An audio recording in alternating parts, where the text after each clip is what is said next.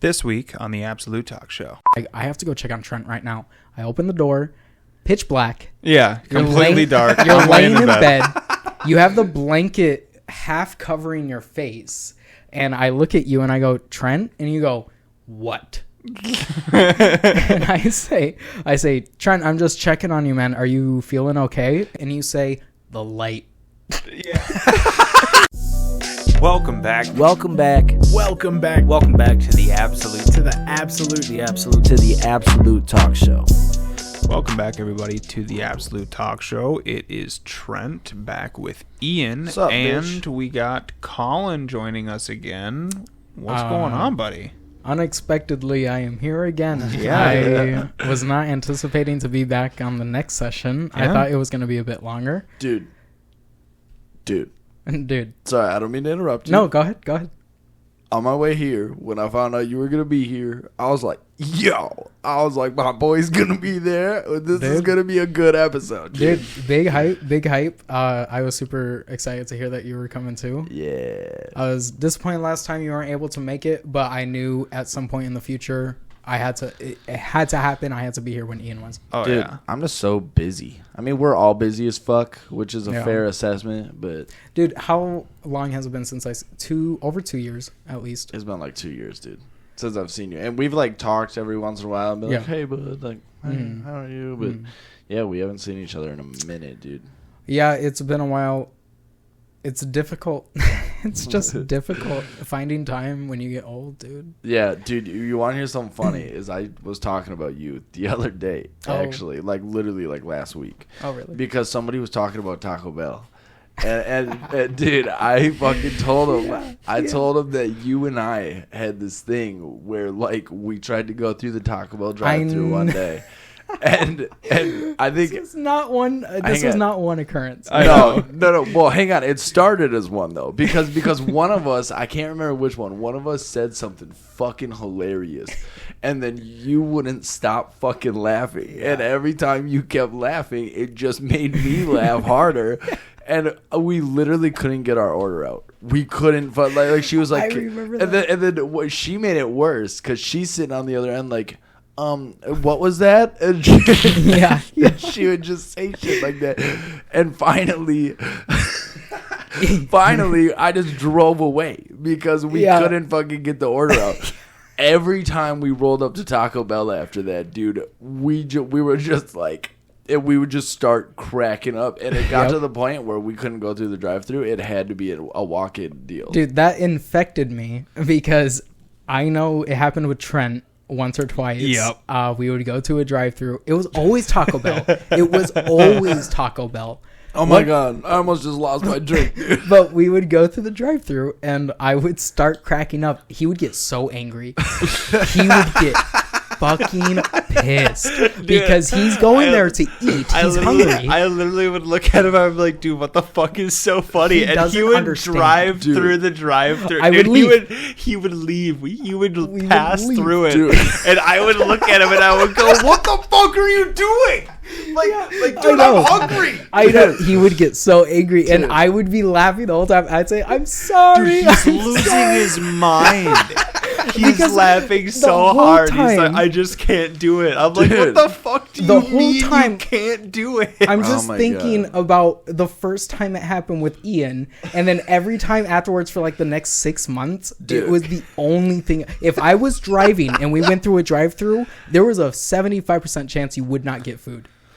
Oh my God, dude. It fucking... I remember a couple of times I was driving and you started cracking up, and I was just like, "What do you want?" I was just like, "Shut up. What do you want?" I'm telling you, I was literally talking about that last week, dude. Yeah. Laughed just as hard last week as I did the first time, dude. It's so fucking funny. I think about that all the time, dude. Honestly, dude, I do. It's like Taco Bell especially. Yeah. Like it's like every time I see a sign, I'm like, oh man. I'm like, dude. Speaking of which, does anybody care if I talk about a drug story here quick? Because I don't care. Okay. Personally. Okay. What you got? So I don't care. The only reason I ask is this involves all of us. Hold on. What year? Can you narrow down the year? Because a certain year. Does it involve Taco Bell? Yes. Oh, yep. I know the exact time that happened. It was 2018 or 2019. 2018. We've already told this on the podcast. Yeah. I think, oh, have you? Yeah, but now that Colin's here. Yeah, I was one of the three. I want to revisit it. Yeah. Okay? There was the night that you and I decided to trip sack, dude. and we got some shrooms, and you took 7 and I took 5. Yeah. Which, by the way, 5 is a lot. Yeah. 7 is fucking insane. Yeah. Okay. No. Add on that the fucking gallon of orange juice he drank. Hang on, I'll get there. That. I'll get there. Oh, dude, it was a wild night. So Peach took 7, I took 5. We mixed it in with our fucking Lian Chin because we had Chinese food, and we crushed it. That's right. And so we start tripping, and everything is good at first. Like, we're cool, everything's fine. And at this point, I get a call from Colin. Colin's like, "What's up?" And I'm like, "Yo, we're just at the house. Peach and I took some shrooms. We're tripping." And he's like, "I kind of want to get high. Can I come over?" I'm like, "Yeah." So he comes over, and we don't have any more shrooms for him, but he gets like baked, like just super cooked off. To be fair, I didn't even want to do shrooms. Yeah. I heard that you guys were getting crazy tripped off it. Yeah. And I was like, yeah, okay, I cannot be a part of that. No, and I ended up going into a new dimension. And so you lost your mind. Dude, I lost my mind. I was like, and like, honestly, like, it was just because at one point we ended up seeing a cop like throw their lights on. Hang on. And it just threw me out, dude. No, and that ended my night. We gotta revisit the whole thing. Okay. Oh, yeah. Okay. So I show up. So Colin shows up, and I'm in the room with Peach. And Peach and I are watching Rick and Morty, specifically the episode where time keeps splitting. Yeah. And so we're watching that episode, which is a fucked episode to watch while you're tripping. And by the time time has split into like 48 different realities, I have finished a gallon of orange. Yeah. Yeah. Well, so here's the thing. Colin calls me. He's like, "Hey man, I'm here." I'm like, "All right, I'll come get you." And this should have taken 20 seconds for me to walk that far. But I'm also tripping balls. So it took me like 13 minutes approximately. So in that time that I go to get you, Peach goes to the fridge and finds orange juice. A full gallon of orange juice. And I grab you. We go back into the room. And Peach is on that orange juice's last legs. Like the last 3 gulps. Dude. Oh, yeah. I remember that. It's like gone. I don't mean to interject, but I remember that. I'm astonished how good your memory is from that night because it was you only that came out to get me. Yeah. And I was like, all right, so how are you guys feeling? You were feeling okay. You weren't really there yet. You were I was a mile ahead. Yeah, dude. At least. I think he ate them like an hour before me, though. No, you and I ate them at the same time. I just ate them faster than you did. Oh, that's what it was. So I walk in and I notice you weren't hanging out in the living room. You were hanging out. I was in my room. room. Yeah, we were in Peach's room. I walk in. You're mid chug on that orange juice. Oh yeah, dude. You were downing that thing. I come in. I see him downing. I go, Trent, are you ready? And you finish it off. The whole thing. The whole thing. You finished the thing off right in front of me. Bro, you didn't even come up for air, dude. The whole thing. Dude. You gulped it. Oh, I know. So I come in. I'm like, Trent, are you ready? And you finish it off and you look at me and you go, dude, I am ready. I am ready for this. I am so ready. Let's go. Spoiler warning. I don't know if you were quite ready. No, I was not. Not even a little. And so Peach had this suggestion. Peach was like, dude, no, maybe it was either Peach or you. I can't remember. But one of you guys was like, yo, let's go out in the garage, smoke a little weed. Yeah. And we were like, yeah, all right. And Peach was so fucked. He just ran out there, like way ahead of us.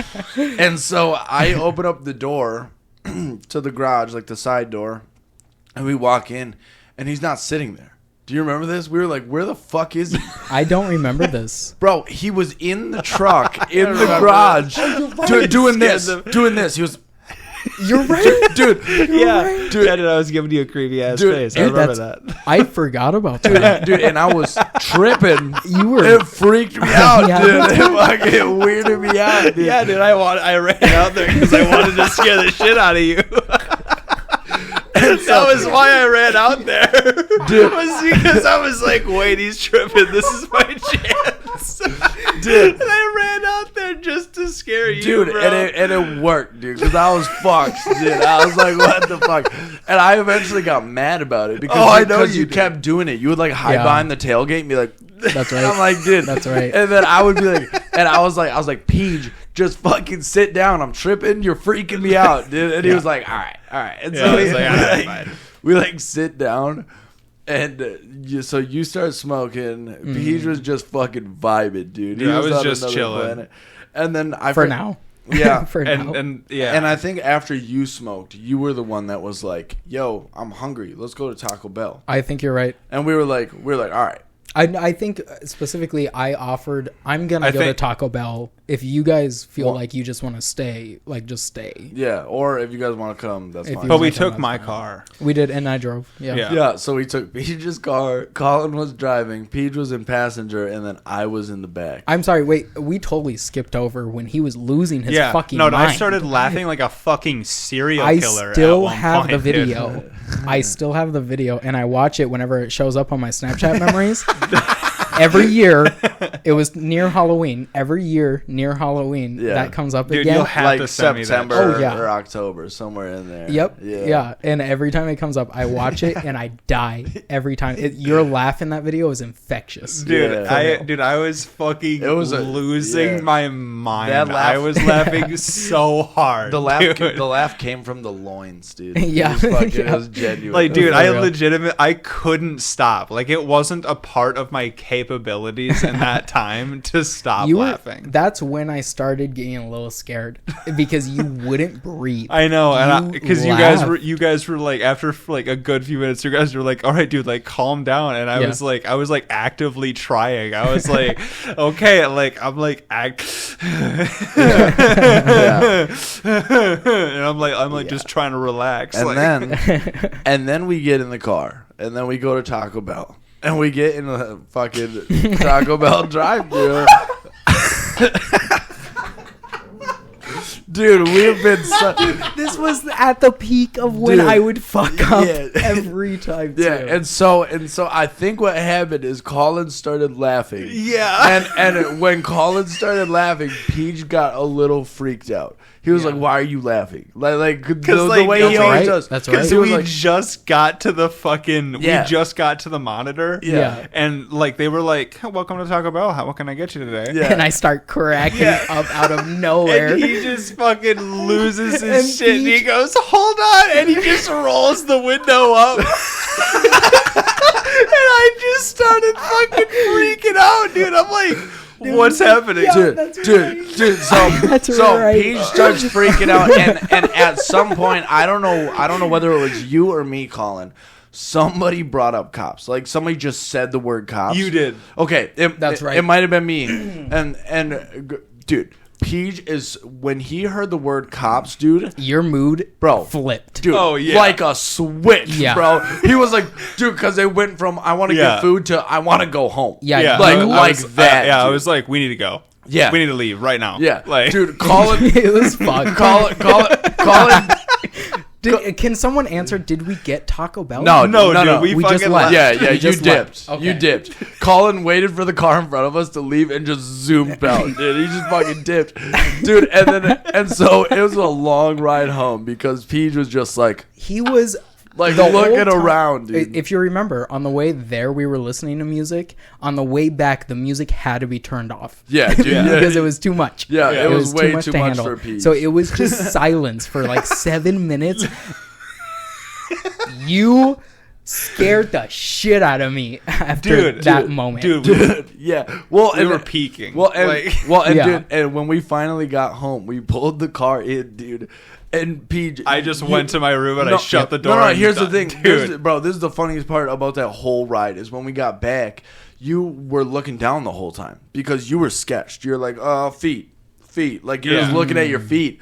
We pulled in and you look up and there's your garage. You go, oh, we made it. I love you. And you hug Colin right away, dude. Right. Did that happen? Yes. I don't remember that. I remember that. He goes, "Oh my God, we made it. I love you." He gave you a big hug, and then he went straight to his room. And that was the last time that night Peach was nice to me. Yeah. well, and he turned off. That's not entirely true. Well, wait, no, you left shortly after that, didn't you? No, I left about 2 hours later. Well, and so he turned off the light and he laid down in his bed, and Colin was like, "Ian, we gotta fucking do something. He's fucked." And I was like, "Okay." And he's like, "We should call him." And so we called. And we're gonna have to bleep his name out because I don't want to get him invested in this whole thing. But, I got you. But we called him, and he comes home and he's like, "What the fuck is going on?" Well, okay, so you weren't with me when I called him. I was the one that called him. You stepped outside. Yeah. And I called him. Right. I don't know if I ever told you. I probably did. But I was so freaked out because I had never been around someone that was having a bad trip. No. You told me you were freaked out, but I was still good. You were chilling. I was very chill. Ian? Yeah. Dude, mad props to your mental will because throughout the entire thing, you were practically you were my just rock. sitting on the couch, dude. I popped in and checked on you, and I remained a solid trip, which I was surprised about. Yeah, but you hopped in to his room and you checked on him, and you were real nice to him. Yeah, you were really nice to him. Yeah, about 15 minutes later, I went in the room to check on you, and you were not real nice to me. What did I do? What did I say to you? Jesus Christ. By this point, I think you were gone. I don't think you remember any of this. No, I do, because I remember when Matt got there. Yeah, but here's the thing is, like, you were, like, planet hopping. Like, they're like, I know. For 2 minutes you would be here, and then, like, 5 minutes you were just not there. Dude. And I caught you when I went inside. Okay, so back to Matt. Okay. Bleep. But back to him. I called him outside and I was totally freaking the fuck out. And I was like, dude, you are clearly the person more experienced than me. I am here trying my best to trip sit and I'm failing utterly.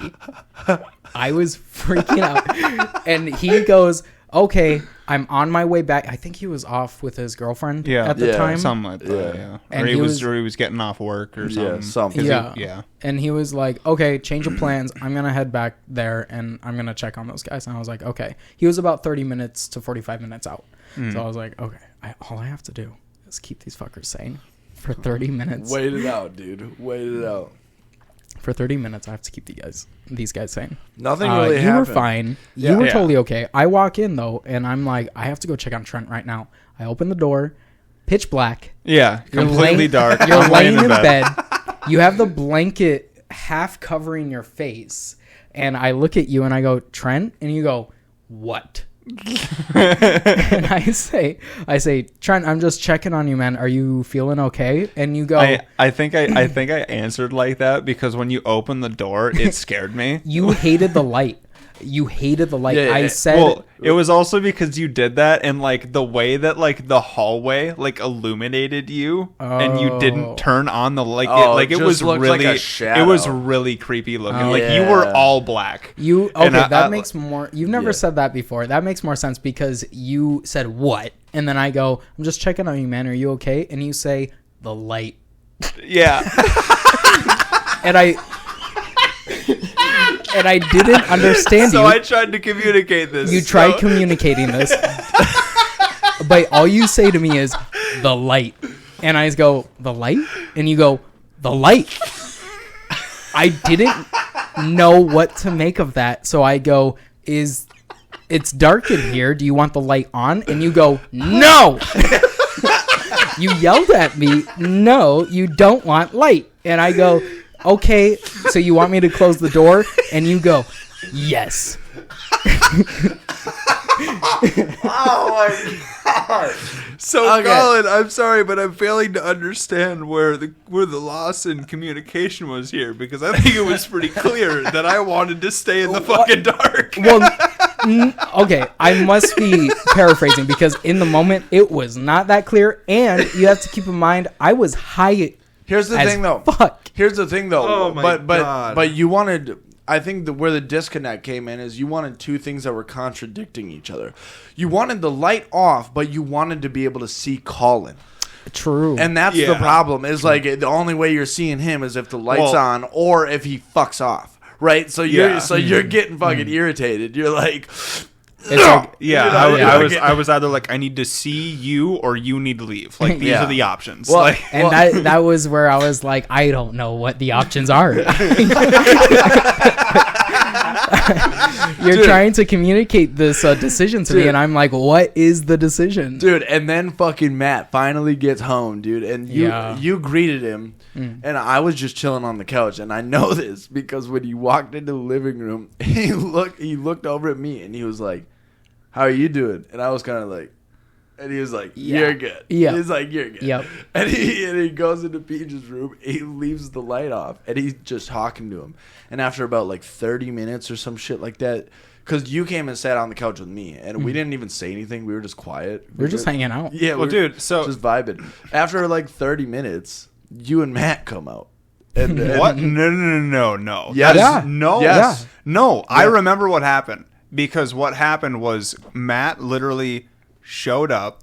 I heard him, and I got out of bed, and I opened the door right when he got to the doorway, and I went, Matt, and and he immediately looked at you guys, and he went, he's fucked. Yeah, he did go back into your room with you and talk for a bit. Well, it was shortly after that he like pulled me out of planet hopping. Yeah, and then he asked me, do you have to throw up? And I said no. And then 30 seconds later, I went and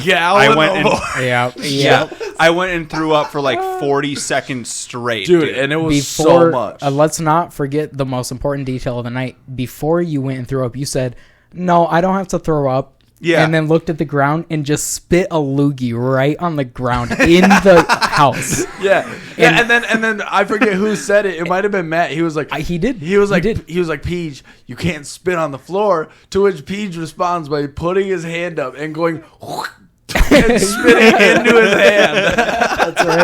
That's right, dude. You were so gone. Oh, that's Thank so goodness funny. for him. Dude, yeah, he saved the day. He came in clutch. Dude, yeah, because Peach was fucked, and I was too fucked up to do anything about it, and your anxiety was killing you. So we were like, I don't know what to do right now. Well, I think I would have been fine as a trip sitter if we just hadn't have left. If we hadn't have left, I would have been able to handle like any little things that came up.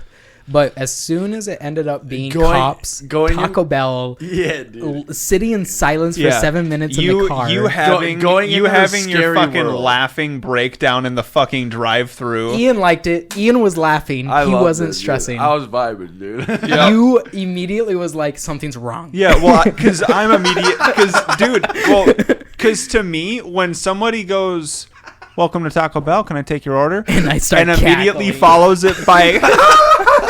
Okay, it wasn't that bad, dude. It wasn't that bad. Dude, you started laughing so hard, and I immediately was just like... I'm sure that in Peter's mind, though, like, he was trying to follow the trail of events. Yeah. And being that people don't normally just immediately laugh. I'm like, his brain had to be like, what the fuck is going on? Because usually the next thing that's said is, "Can I get a Crunchwrap Supreme?" Yeah. Okay, so... Like that's my fucking personal. Sober Peach would have had the context to understand what was happening. Planet Hopping Peach just did not remember that Colin is fucked in drive-thrus. Dude. No. Did not. Dude, here's what we learned about Peach on that night. 7 grams is too much, dude. I couldn't. Too much. I don't No, and I'm not saying that about... I think 7 grams is too much for most people. Like, that's a fuck ton. I've never tripped off shrooms. I've never done... Dude, I haven't done that shit in years. I'm good on it. 5... Dude, 5... I experimented with my things when I was young. Yeah. I'm done. 5... I didn't do shrooms. I experimented with other things. Dude, so 5 had me fucked up, and I've never been more grateful that I was able to maintain that trip. But especially, like... And I think one of the things that kept me sober was you, Colin, because you kept me on a mission. You're like, we got to make sure Peach is okay. And I think the whole time you were doing that, it kept me in this zone where it's like, he's relying on me to help somebody else. So I must be all right. And I think that's why I never went down that path. But I do think if you weren't there and it was Peach and I noticed how absolutely fucked you got, I would have probably gone down the same hole. Like, because, dude, it was a lot. I didn't handle that as well as I wish I would have. But given my inexperience and the severity of the circumstances, I I can thoroughly say I did my best. Dude, I'm thoroughly Nobody convinced. Nobody died. You did okay. I'm thoroughly convinced that orange juice, an episode of Rick and Morty, really set my tone for that night. Oh, dude, yeah. No, bro. for sure. Yeah. For sure. Well, isn't there fucking... I think that it's been proven that fucking, like, orange juice... Yeah. Yeah. Like, fucking... Yeah, it enhances the high of a mushroom. Your high, yeah. Yeah. Crazy. I have to pee so bad. Please, feel free to have as much as you like. Dude, you wanna take a quick break or what? Yeah. Yeah. Do you want to take a break already? Yeah, we can take take a a quick break. one. Quick break. Welcome back, everybody. Hopefully, I did that intro very well because the we're torch proud was of you. given to me. We're proud of you. You know what? I think... You know what I love about this podcast, though, is I feel like everybody that's been on this podcast almost has, like, a radio voice. Like a very much so, like, welcome to the Absolute Talk Show. Can we... Wait. Can we all do our best radio voice really quick? Yeah. Ian, that was pretty good. Why don't you start? Just give your all. Okay. Hang on. Wait, what should we say? Can you say, welcome, everybody, back to the Absolute Talk Show? Welcome, everybody, back to the Absolute Talk Show. Pretty good. Pretty good. I could work on the cadence a little, but the cadence... Good word. Yeah. The cadence was the issue. Yeah. But the gravel. That's what makes the radio voice. Yeah. I agree. The gravel. Yeah. Trent, let's hear yours. Same phrase? Yeah. Yes. Right. Do you need a repeat? No, I'm okay. Welcome, everybody, back to the Absolute Talk Show. Good Very cadence. Good. Yeah, I'm hard. Good cadence. That was good. I wouldn't go that far, okay. but that was pretty good. Okay, I'm going to try my best. Okay. I'm new to podcasts. What is it? It's welcome, everybody, back to the Absolute Talk Show. There you go. Welcome, everybody, back to the Absolute Talk Show. Dude, your voice is almost like an ASMR type shit. Like, you could fucking... You have to put it right up to your lips. Welcome, everybody, back to the Absolute Talk Show. Welcome, everybody, back to the Absolute Talk Show. Dude. Today we're going to be talking about convicted felons. Dude, people are going to be looking at the Trump rally shooting. A real quick sponsor from Raid Shadow Legends. Yeah, dude. Yeah, People are going to tune in and they're going to be like, are these idiots really testing out their fucking intro right now? The second half is just different intros. Colin, I'm not going to lie. Pretty good. Thank you. I'd listen to that on my radio. That was pretty absolutely. good. Yeah. If it came by, I wouldn't immediately skip it. That's for sure. That's all I ask for. That's the standard I set for my music. And speaking of music, Ian, we were about to hop in to a music conversation. Yeah. I kind of want to take the lead that Trent gave me. I'm going to pass the torch over to you. I want to hear what you've been doing for the last couple years in your music. Dude, I've been fucking... I don't know. I don't want to come off as cocky, but I definitely feel like I stepped my game up a lot. I've learned like a lot in the department of like beat making and just like because the one thing I learned is like everybody's got like a different beat style, right? So like I'm like a standard songwriting kind of beat style. Like I really like the verse hook, bridge, hook, outro. Like that's how I like to build beats. I meet a lot of people who are like, I want the same fucking thing for 3 minutes, and they can just tear it up. Like, that's kind of like the Juice WRLD shit, and he could do that. Like, it was crazy. It worked for him. A Wishing Well is probably one of my favorite songs on the last 10 years. Yeah, and it's like, it's one of those things that I could never write like that, but some people have it like that, and I just don't get it. I've been doing, like, the standard beat writing, and then, I think I've also learned... One thing is, like, it's easier for me sometimes to sit down and record stuff and test out different ways to sing or say something because a lot of the ways that I write stuff, they don't translate to the audio as well. Like with Absolutely, I got lucky with that song because it was one of those songs where it was, like, everything translated perfectly. It was like, I like my women how I like my fruit juicy, you know, and you kind of, like, everything, like, worked out great. But then I'll write, like, a great song. Like, it's just great on paper. The lyrics are great. Everything's great. And I'll take it to the mic, and it just doesn't sound right. Right. So I think I've learned more to write on the fly in the past couple of years than I have to actually sit down and write something, which is kind of cool. That's what you were saying before. You're doing this more in the moment sort of deal. Yeah. And I said freestyle. You didn't agree with the term freestyle. It's something a little different. Yeah, it is freestyling, but when I hear freestyle, I think of like the days when we used to just tear it apart and just rap. Yeah, we just sit down and play 6 beats in a row. Yeah, true. I can't do that anymore. I can't. I can, but it's kind of weird. Like I've really been like, I feel like melodic music has been speaking more to me lately. I enjoy singing. Mm-hmm. I really enjoy harmonizing. I enjoy stuff like that. Like it's really been getting me like, because if I can hit like a perfect harmony in a mix, I'm like, ooh, I'm hard. You know, like it's like one of those moments, and I'm like, that's fucking dope. Hell yeah! Are you doing any instruments in any way? Yeah, so I have my 88 key piano set up in my house that's attached to my system. I have an electric drum kit that's attached to my system. I have this new mixer that I just bought, and it's way too expensive, but it's going to help me make beats, and it's really cool. It's really versatile. I can kind of take it everywhere. It's great for like 808s and all sorts of crazy shit. It's fucking sick. I have another little mixer, a machine. That one's pretty dope. Right now I'm just recording on a Surface Pro 7. I would like to get an Apple, like a MacBook, eventually, but they're just so outrageous that in time it's going to have to come. But, you know. I have a question for you, kind of bouncing off the very first thing you said when I, quote-unquote, passed the torch to you. Yeah. You said you wanted to talk about how you've gotten better, but you don't want to sound like a jerk saying it. If we were to take a moment to dissect what you would have to do to talk about how you've improved, but without coming across as a self-absorbed jerk, what's like the advice you would give? Because I struggle with that as well. In fact, I was talking to Trent earlier about my progress on guitar. Yeah.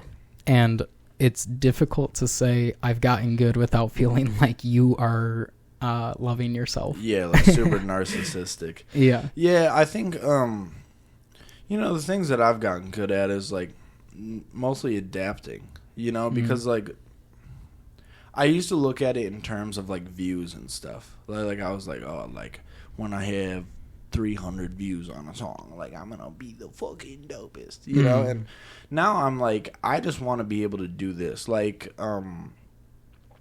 harmonizing was something that I always wanted to work on, because naturally, like I think I'm a good singer. I'm not a great singer. I'm not a phenomenal singer.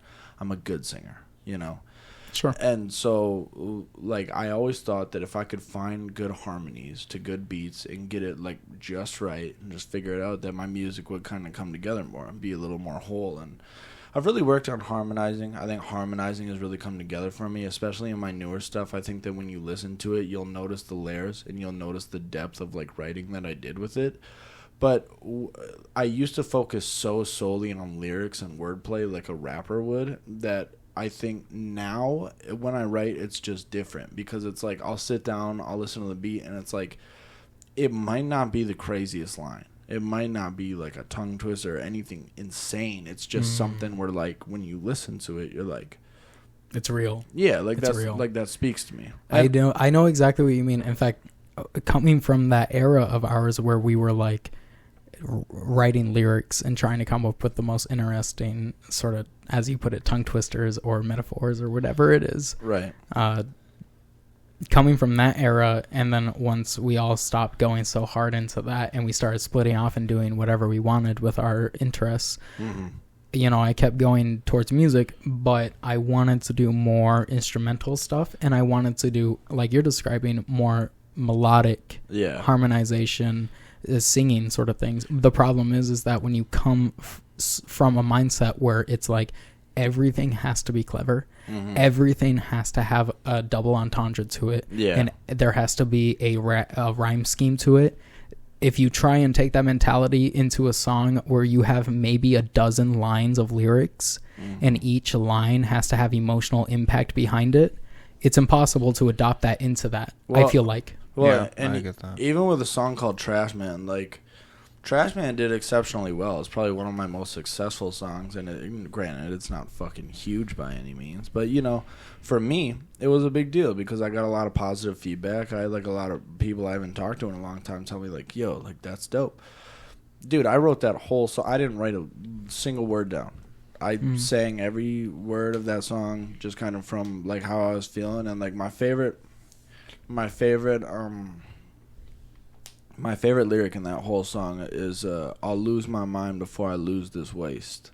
That's my favorite line in the whole song because it's like, that's such a genuine thought that comes from my head. It's just like, you know, like, I'll go crazy before I can ever let myself be okay. You know, and like that was one of those lines where like every time I hear it, like people probably listen to that and they're like, yeah, like, you know, it was whatever. But like to me, like when I listen to that song, I'm like, dude, that's fucking killer. And you know, again, it's not the biggest tongue twister. It's not the most, like, it's not a fucking Eminem lyric, you know, but it's, to me, it's deeper than that and it means something to me. So I love that lyric, you know. So, you know, being that you just brought it up, I gotta ask. Yeah. Have you heard Eminem's new album? I was just about to say that. I have. What are your thoughts? Oh, I don't like your reaction so far. I've heard a lot of people say it was fucking great, and I don't dislike it. Okay, I want to put this out there. I don't dislike it, but the idea, like everybody's trying to be like Slim Shady's back again. He's the fucking no, he's not. Okay? No, this album was depicted as the death of Slim Shady. This is the last. I heard from someone else that this is not only that. I heard from someone else this is his straight up retirement album. I don't know how true that is. Yeah. I heard that from another person. We've heard that about a dozen albums though. I would doubt it, but you never know. I think I would wager that. Okay, can we humor the idea that it is his quote unquote retirement album? Sure. I will bet money right now within 2 years he at least features on something. Probably. Yeah. Oh yeah, for sure. Yeah. I bet before the year's out. Oh yeah. Really? Yeah. I don't think that quickly. I bet. I would say 2 years because the first year he it's difficult talking about Eminem in the context of other celebrities because he is very different. Yeah, well, and honestly, like, again, I hate being that guy because, like, whenever I say, like, his album was, like, okay, like, I had somebody yesterday be like, what, are you one of those fucking pussies that hates Eminem because he's good? I'm like, no, dude. Like, I actually am quite the opposite. I love him. I've always respected him. I grew up listening to him. Like, that's my dog. I would defend Eminem under any GOAT conversation. If they were like, he's not a great, I'm like, suck my dick. Yes, he is. I had questions who a diehard fan apparently. Yeah. Kamikaze. Sucked. Fair.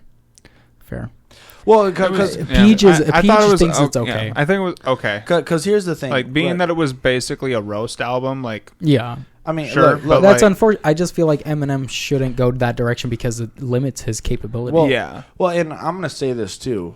But like, if Em ever heard me say that Kamikaze sucked, he wouldn't give a shit, and nor should he. Because do you have any idea the amount of people who probably heard Trash Man? It was like, this is dog shit. It's like, that's your opinion. I don't care. I love it. I wrote it. And that's how M should feel about everything he does. And even if you talk about Kamikaze, you're not talking about LP Mathers 2. You're not talking about every fucking hit that he's made before that, before we were fucking born, right after we were born, anytime in there. But isn't that regardless? Like, we aren't discussing his discography. We're discussing Kamikaze. Right, but here's the funny thing about that. Is like, I agree with you. But people have a funny way of being like, this is what he's doing now, so it erases everything he's done.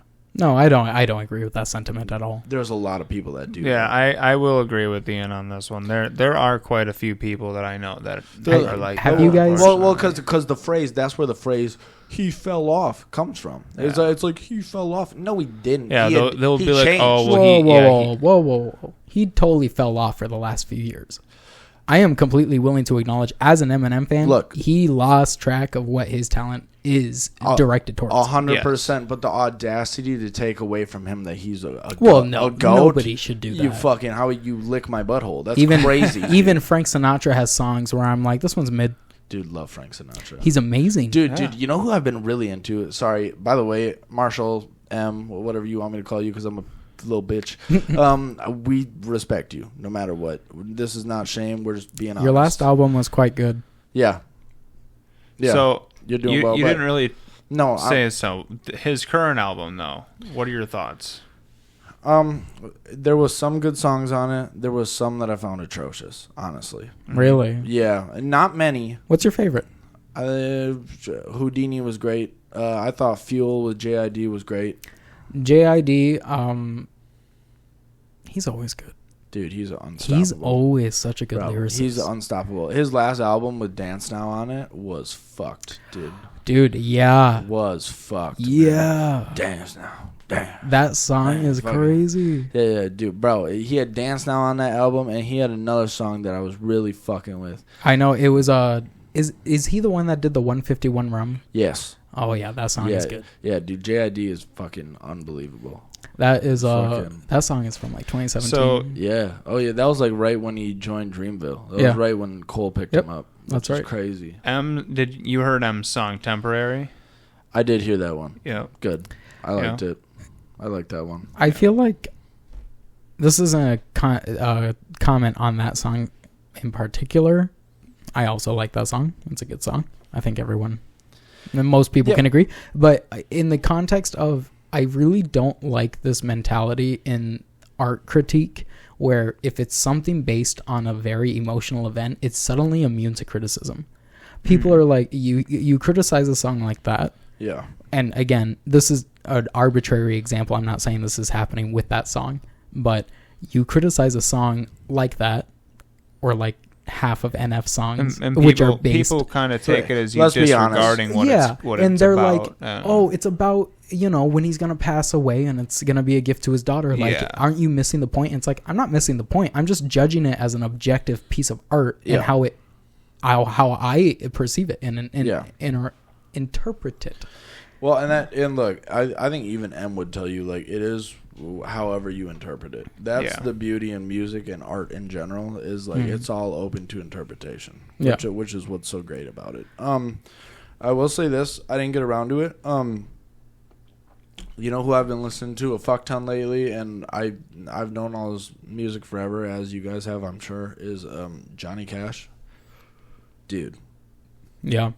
He's the GOAT, man. That dude was fucking unstoppable. You know what I love about his music is he had these fucking awesome guitar licks, but all of his like anytime he interpreted drums into his music, it was that simple fucking boom, boom, boom, boom. And I don't know what it is about that, but whenever you hit me with that drum beat, I just feel it in my chest. Like whatever this dude's gonna say is gonna be fucking sick, dude. Yeah, no, Johnny Cash is very good at giving that in your chest.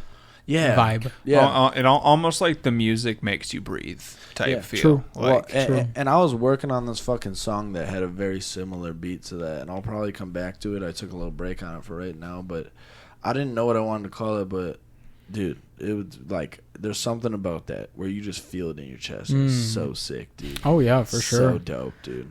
Yeah, dude. One of the best parts of Ableton, as I've gotten more familiar with it, is just having the capability to where I sit down and I think, I want something where I'm going to be like, this is fucking sick. This is big hype. Yeah. If to no one else, at least to me. Yeah. Oh, yeah. And you sit down and you put down a bass line, you mess with some chords, you throw another sound with a melody over it, and if you're lazy like me, you put a pre-made percussion track in because I cannot be bothered to make my own percussion track. Really? Oh, dude, percussion ain't even that bad. Dude, I suck at it. Really? I have no rhythm. Dude, if you come over, I will lay down some dope shit. Do it. And I'll show you how. Do it. Yeah. I have asked multiple people, like, show me how percussion works because it's, like, literally alien to me.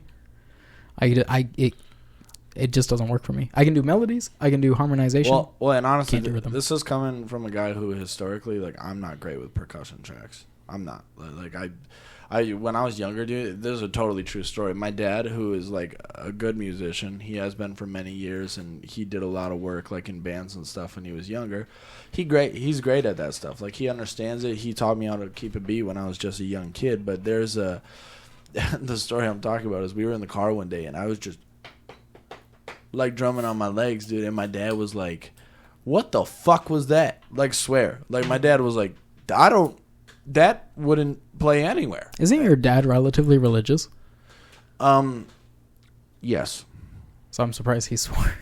Well, here's the thing, is like, my dad... Well, I'm not surprised there are plenty of religious people who swear, Yeah, myself. No, my dad's religious, but he takes a stance on it where it's like, as long as I'm trying my best, God will forgive me.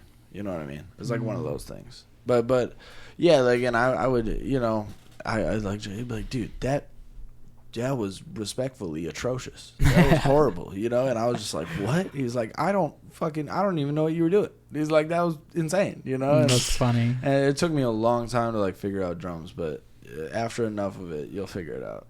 Yeah. So. I feel I have gotten a bit better with them over time. I've made maybe I could probably count on one hand the amount of drum tracks I've made where they aren't complete awful garbage.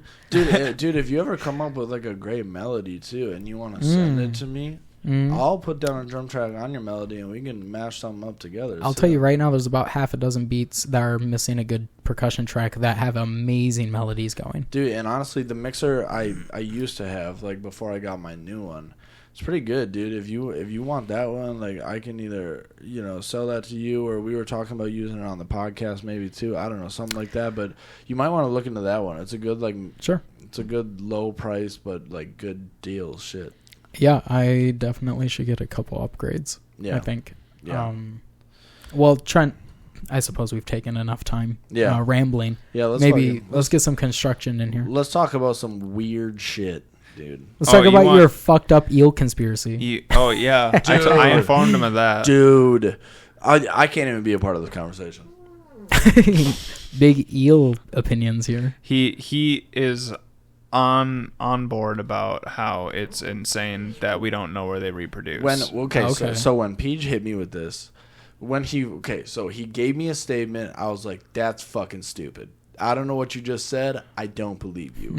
He started hitting me with some facts. I Googled them.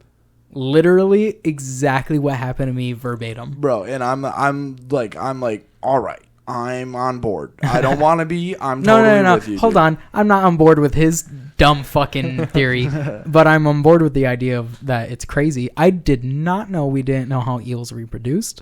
Dude. I did not know that it was as much of a mystery as it was. I don't think it's aliens, but I do think come on, dude. You've seen Alien. What is this? Have you seen the Xenomorph, dude?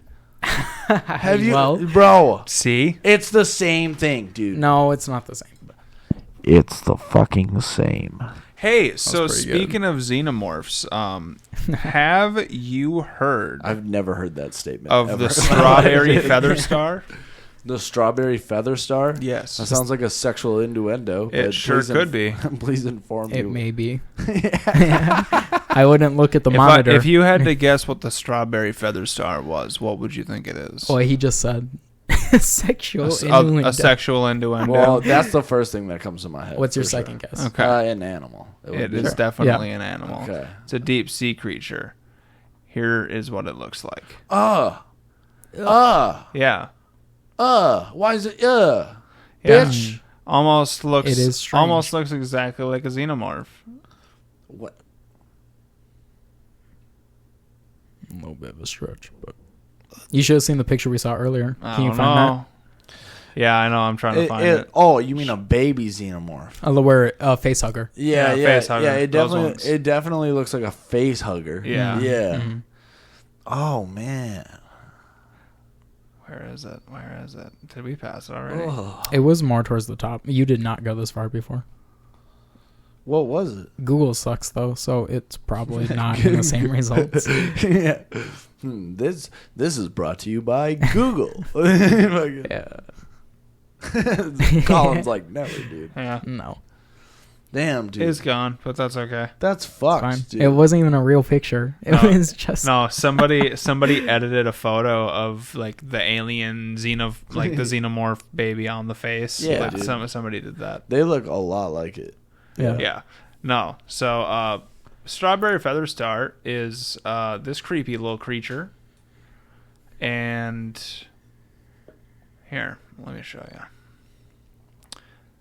They reproduce by just splitting in two. You want to talk about a goat superpower? That's fucking one, dude. Dude, if I got in trouble and I just ripped off of myself and kept living, dude, you know how hype that shit would they be? literally just split in half. Dude, that's asexual crazy. Reproduction. Binary fission and regeneration. That's fucking wild. What type of reproduction? Yep. They can do both sexually and asexually.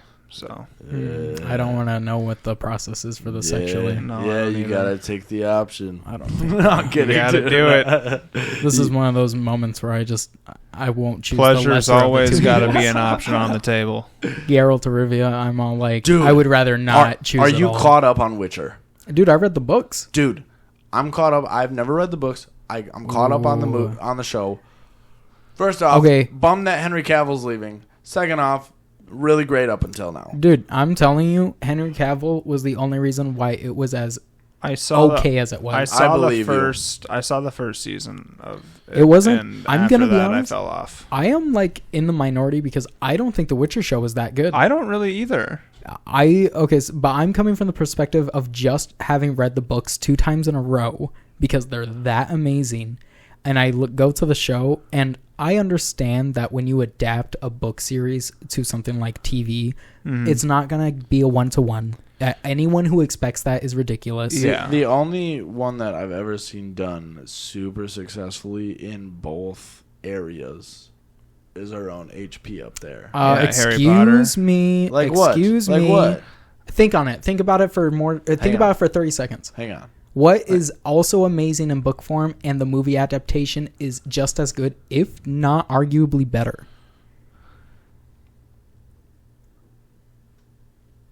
Is it a series? Like a lengthy series? It's a trilogy. Trilogy. Movie trilogy. Batman, Dark Knight. No. Although you could argue that's an adaptation of comic books, Yeah. and it's very good. Trilogy. Come on. You're not talking about Maze Runner, are you? No. Yeah, I was don't gonna think say, those movies are no. that good. The movies are honestly. dog shit, but books are good. the books are great. Hey, Yeah. by the way, I read the first book. Did you? Very different. Dude, yeah, but So it's different. great. Just now? It's so Wait, great. When It's did so you great. read that? Memorial Weekend? Dude, Really? Yeah. dude, I Maze, tech audiobook, but yeah. the Maze, that's fine. The Maze Runner series is awesome. Love it. It is pretty good. Yeah. Okay. No guess. No guess. Hang on. Aside that? No, hang on. Hunger Games? No. The movies are not nearly as good as the books. Hang on. For those, man. I feel like. Lord of the books Rings? Are yes. Lord of the Rings. Really? I'm sorry. Am I crazy? Did Lord- I just get pause. moved to a different that Lord of universe? the, you're saying that Lord of Pause. the Rings is one of the few series that have captured it correctly, Yes. right? In Yeah. movies. Pause. In fact, I would say it's done it better. Pause. Yes. So I have seen all the Lord of the Ring movies. I'm gonna be honest though, I haven't seen them in so fucking long that to me, I have to rewatch them before I give you an honest opinion. I believe you though because I know how popular they are. They also came out with the Hobbit series. Like there's been a lot. I need of to shit. rewatch them. I haven't seen them in forever as Yeah, well. But The Hobbit. especially for the movies and the time that they were made in, absolutely fucking phenomenal. Well, and I remember Dude. being real young and seeing like some of the CGI battle scenes and being Yeah. like, Dude, what the fuck? Battle dude? for what is it called? Helm's Deep, and that's in the second movie, the Twin Towers, yeah. or not the Twin Towers. The Twin Towers. Dude, the amount of times I've called that the Twin Towers, and my friends have called it the Twin Towers, is too funny. Dude. No, it's the Two Towers. He was so close to naming it something else. That's hilarious. September 11th. September 11th. Norm Macdonald. Do you know Norm Macdonald? You gotta love Norm, dude. Oh my gosh, his podcast, I was telling Peach earlier, his podcast, he constantly brings up 9/11, and Well- he makes people laugh and makes them feel bad for it. Well, did. Unfortunately, he Yeah. passed away. Poor fucker. Yeah. Dude, Norm was the best, dude. He's hilarious. Dude, yeah, and you know what I've noticed about Norm is you either get his comedy or you don't. I know a Yeah. lot of people who are like, he's not funny. And I'm like, dude, he's fucking hilarious. Oh, yeah. You just need to understand him. Like, it's his delivery. You know what I mean? It's so deadpan, Yeah, and just dude. like you have to sit there in the awkwardness for like 2 seconds, and then you're like, oh. Have you ever heard like the 13-minute joke or whatever the fuck it is? Like what he's like. So here's what I do if I was gonna kill a woman. He's like I'd bring her out into the woods and I'd find a real secluded area and do that thing that made me feel like God. He does that for 13 minutes, Dude, it's hilarious. I haven't seen that. That sounds. I'll show you after this. It's so fucking funny, dude. Norm is the best. Oh gosh. Rip So- Norm Macdonald. True. All right, so I got a question for you. and this is a pretty wild one. Would you be capable? So I mentioned this question to you earlier, but I'm going to change it a little bit. Okay. Would you be capable of fighting somebody if both of you were butt-ass naked, dick out? Okay. Would you be able to remain angry during this fight? Am I hard? That's a personal question. I think that's up to you. Then yes, I do. What? Yeah, I'm not afraid of fucking fighting somebody. Only if you're hard? No. That's not my fault if I misinterpreted that. Pause, motherfucker. No, not if I'm hard. I mean, if I'm not hard, which I wouldn't be, I could definitely throw hands with somebody, dude. Yeah. Because I'm comfortable with my sexuality. If you are butt ass naked and so is another man, and his dick is just fucking swaying at you while you're fighting him, dude. If he really pissed me off, I'll break that bitch, dude. I will say totally. So the context is he just came up to you, just wanting to fight. Like, okay. That was so I don't have a reason? No, there's no reason involved. No, then why the fuck would I fight him? Okay, this is my biggest issue, is the setup, right? It's like, okay, he doesn't pose a threat. Well, yeah, he's just being a moron. The idea, the only let me make it a little bit easier for you to imagine. The idea I said earlier, he is packing heat. Let me make this easier for you to imagine. The idea is both of you basically get thrown into a fucking ring together because this dude wants to fight.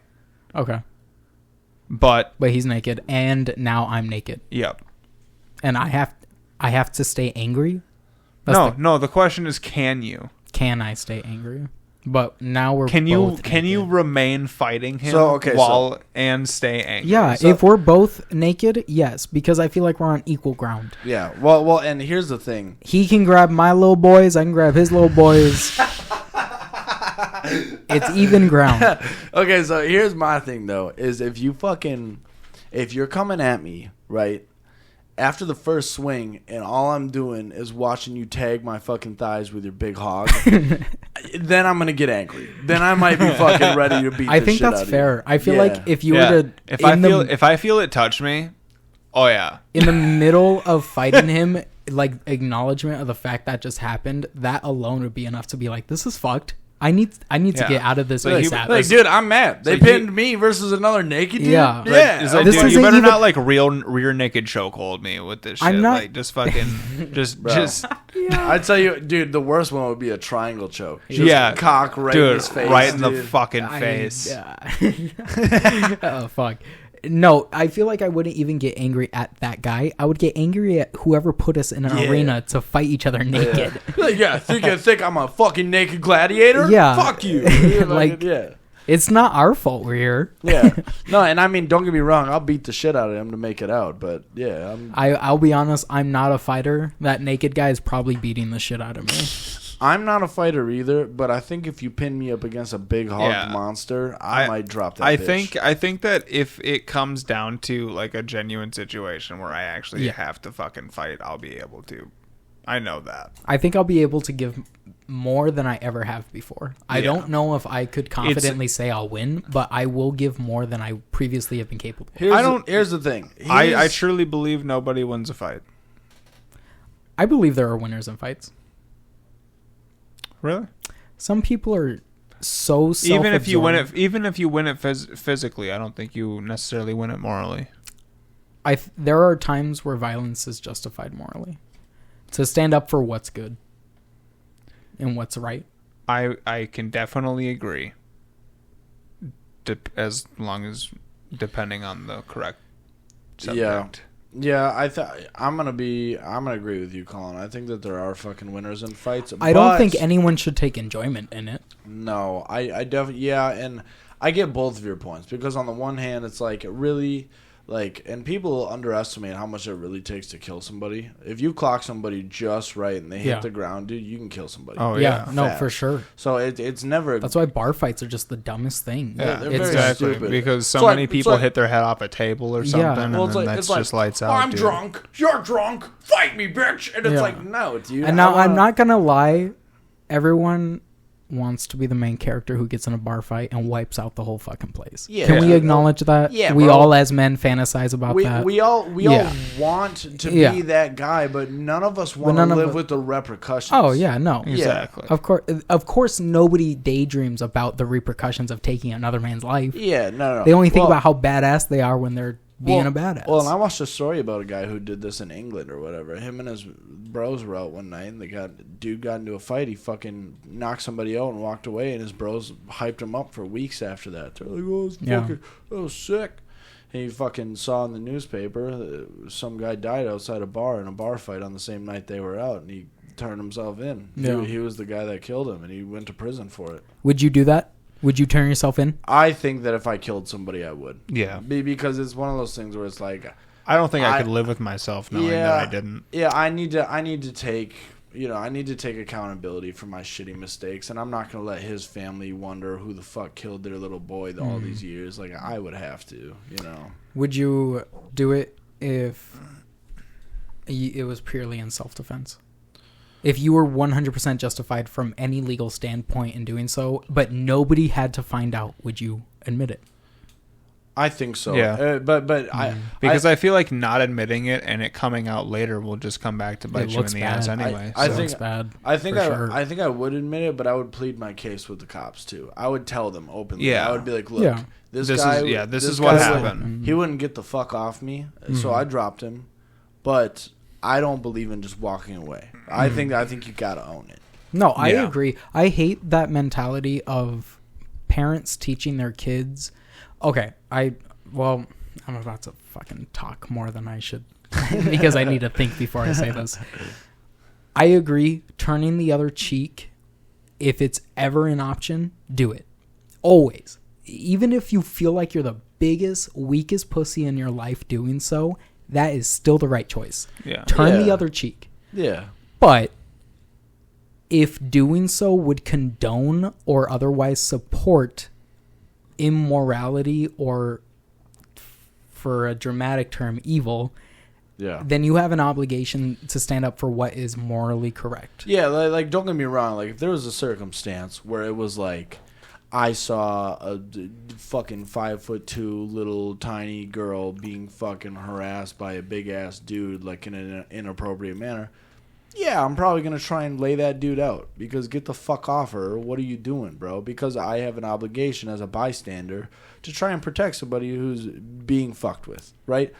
On the other hand, if it's just him and he's picking a fight with me, he's like, you fucking pussy. Who cares? Yeah, I'm like, all right, cool. Call me a pussy some more. I'm going to go home and fuck my fiance, you dumbass. Like, it's like, you know what I mean? It's like I have no quarrel with you. Even if you don't have a fiance, you can go home and crank down with. Yeah. Even if you have nothing, you can put all this energy into something else. I think that's the point here. It's well, it's just not worth your time. Exactly. I'm just speaking from my perspective, of course. But yeah. Even I have to hop in here and be like, even for guys like me.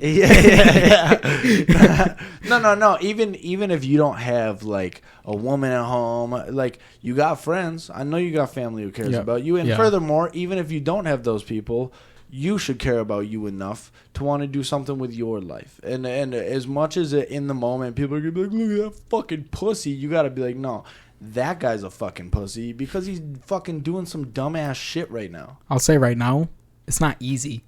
No. It's not easy walking away from someone like hurting your pride. No, I've done it. But it's the right thing to do. Yeah. But it's not easy. No, especially if it's in front of a group of people. If there's a lot of people there and they're like, look at that fucking bitch walking away, you fucking turn around, give them a couple middle fingers, be like, suck my dick, bitch, and then you leave. But it's not easy. It sucks. Yeah. It's very difficult. Yeah. No, I think the answer is if you do it, you got to turn yourself in. You have to have accountability for yourself.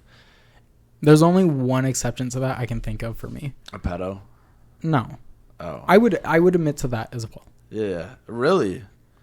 Oh, you like admit to doing it? To killing a pedophile? Yeah. Oh, for sure. Yeah. Well, I wouldn't kill a pedophile. No, I wouldn't kill one. I'd beat the fuck out of him, though. I wouldn't go out of... There are people... I hate the mentality of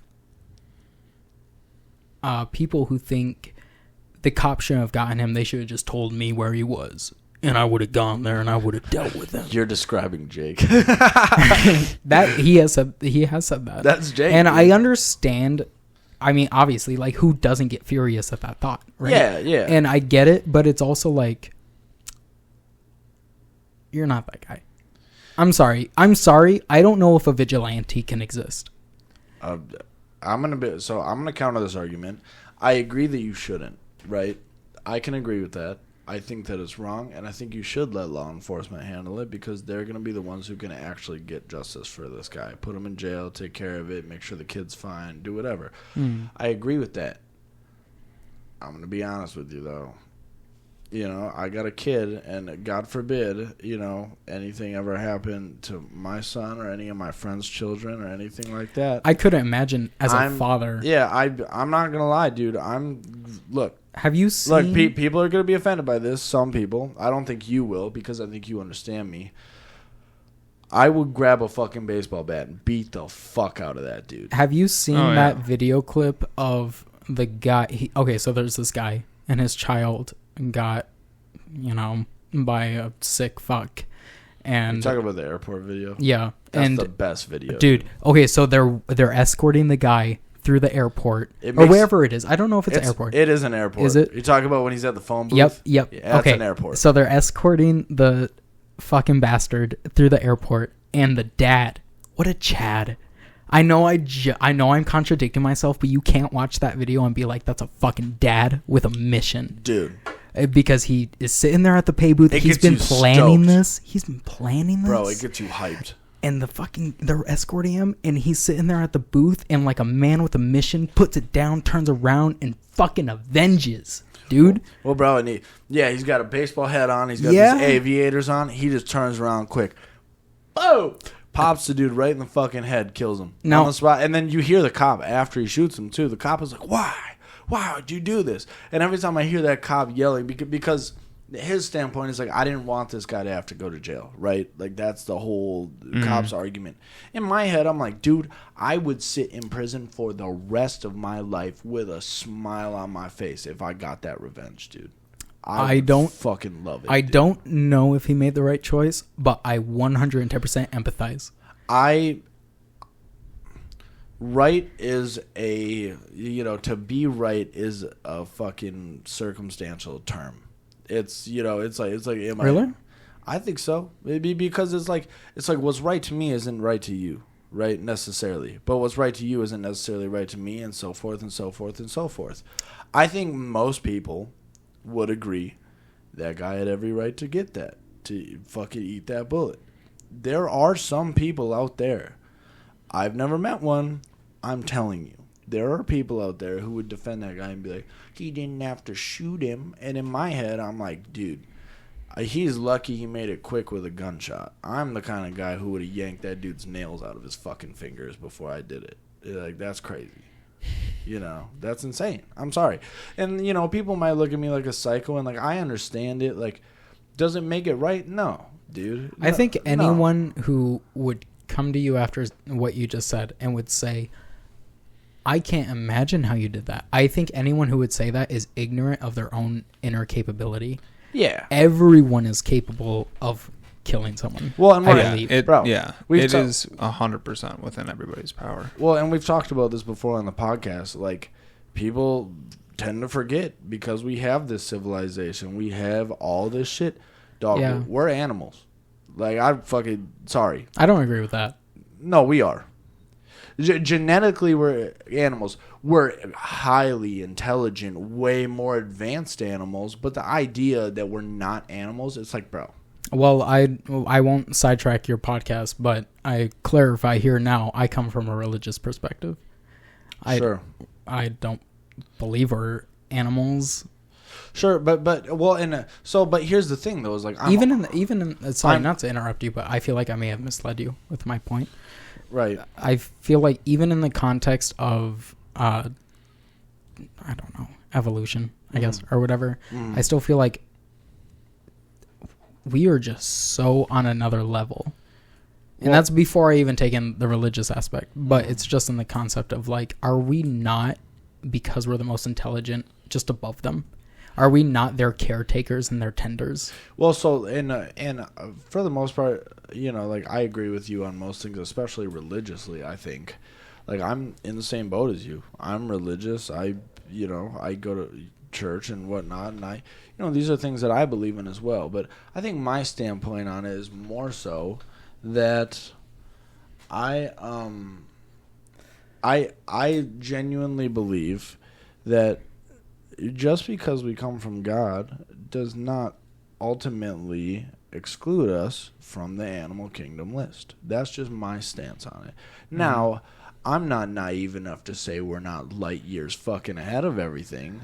We are. Yes. No doubt, dude. Like, we got cars and shit, and we're making stuff every day, and we're able to commit horrendous wars and murders. Like, we're way... Well, that's a given. Yeah. We definitely are good at that. Yeah, no, we're ahead of a lot of other species, 100%. But I believe, personally, and I don't want to get too deep into this because there's so many different variations, and you could argue about this all day long. But I do believe in God, but I also believe we're animals. The same way, like, because I'll have this conversation about aliens, too. People are like, so what, you think aliens are fucking real, but God isn't? I'm like, no, I think aliens are real, and I think God is. I think the idea that God hasn't thought 13 steps ahead of you and did all this amazing stuff is fucking insane. If God is who God is, the idea that everything he was going to do is fucking bizarre to me. You know what I mean? It's like all of that absolutely. stuff. And I'm not ruling out what you're saying either. Like, I respect your, thought process. I don't disagree with your last statement at all. Yeah, I just think, like, there's so much that we, for as smart as we are, dude, we're also fucking idiots. There's a million things that we can't account for. And it's like how often? 100%. What's a funny analogy to put, and I see that you brought it up, and let's talk about the Google result. But I really quick want to make an analogy. Whenever I think about, because you're touching on the topic of, like, we can't comprehend how small we are, and we get too big of ourselves. I paraphrase. I hope I'm not misinterpreting it. No. That's exactly what it is. We think we are top dog in the food chain, which is redonkulous. And I think a good analogy is something that I experience. I don't know how you guys feel about storms, weather, bad weather. Bad weather scares the shit out of me. Like last night, it was thunderstorming like crazy. It was freaking intense. Puts me to sleep, man. I love it. No way, dude. No way. I love it too. I am up and I'm shaking. Because weather is one of the most impactful things to remind me, oh yeah, I'm like nothing.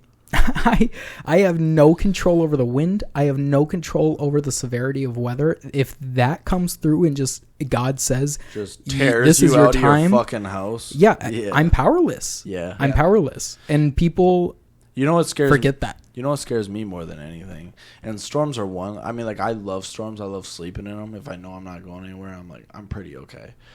You know what scares me is fucking driving. Yeah. I get that. Driving scares me. Because people get so comfortable every day, like, I'll just hop in my car and drive on home. It's like, bro, you realize that there's people who leave their destination every day, and they're like, I'll be home in 20 minutes. And they never go home. Yeah. No, I don't mean to give too many details, but I'm not kidding. A friend of mine was just driving home from a little get-together that we were having. I wasn't there, but it was a little get-together that my group was having. Nothing out of the ordinary. And the guy, unfortunately, he's okay now. He's totally okay and in recovery. Good. But flipped his car front forward somersault 5 times. Wow. Oh, my God. Yeah. How fast was he fucking going? What happened? Not that fast.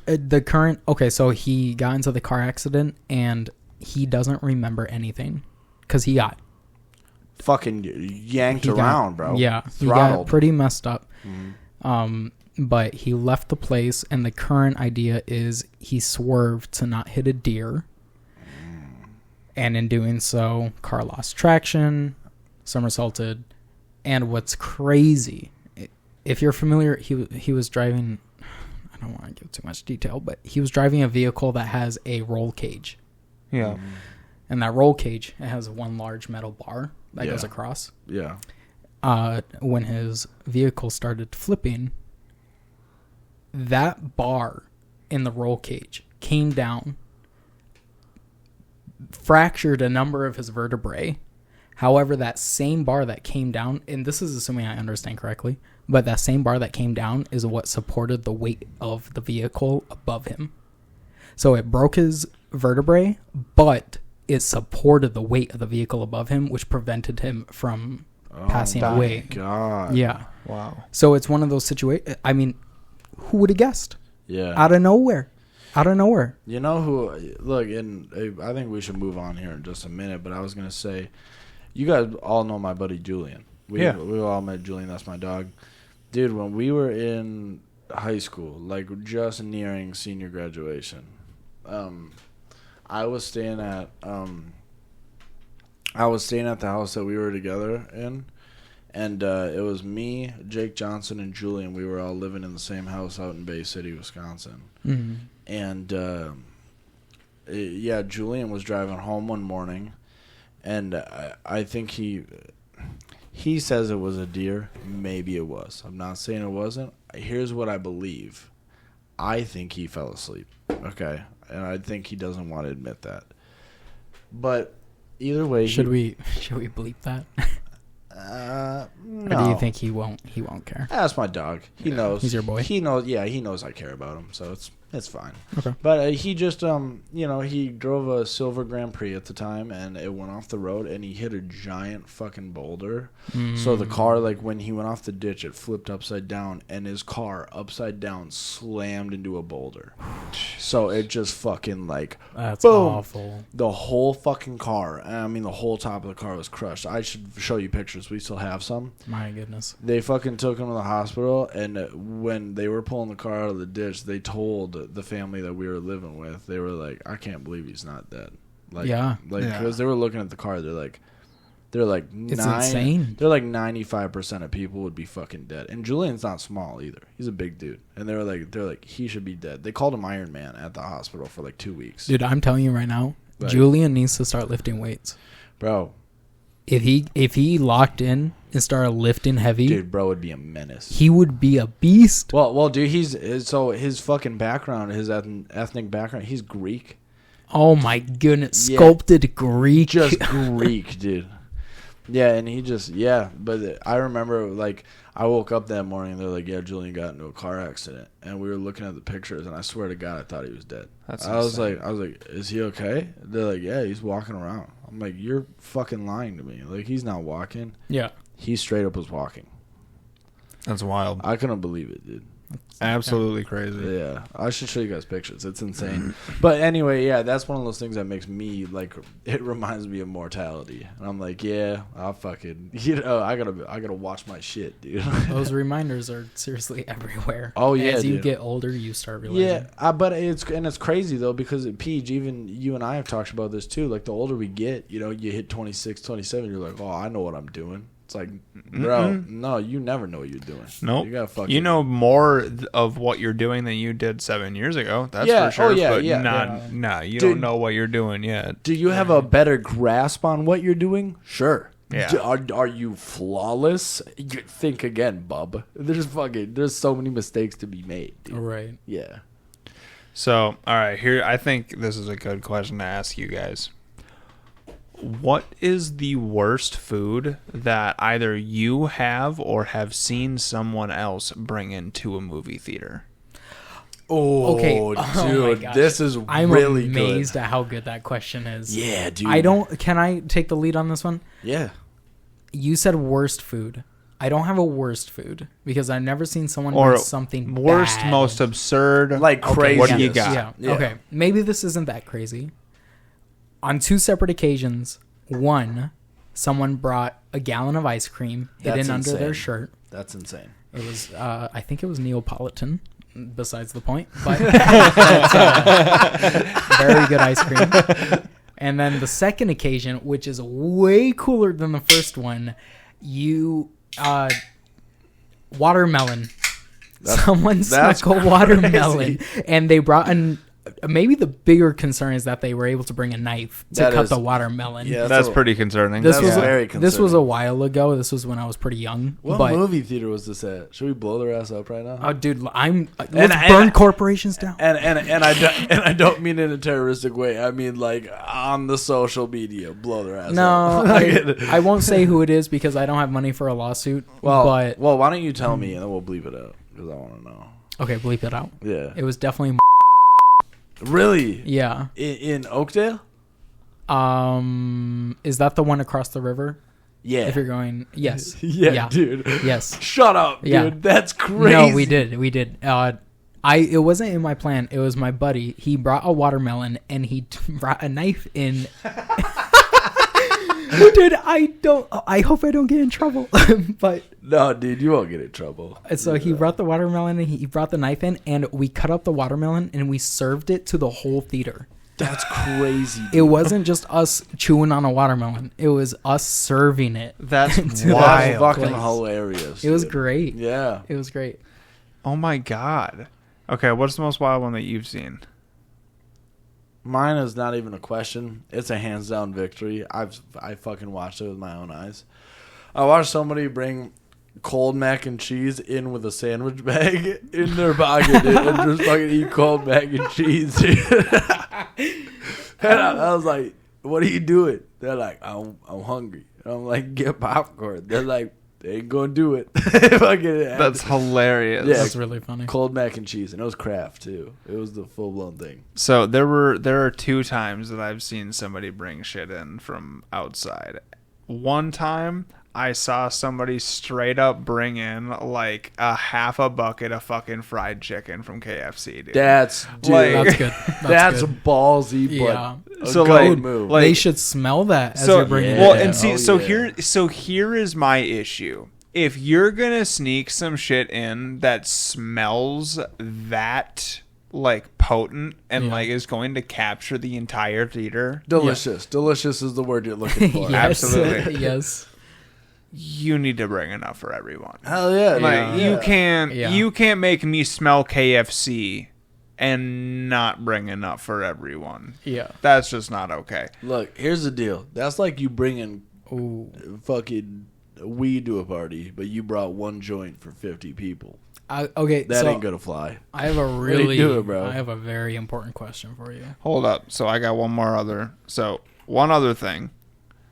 I had seen somebody else bring in a steak and they were just eating it uncut with their bare hands. You're fucking lying to me. No. Dude was tearing it, just a slab of meat in his hand. Do I know who this is?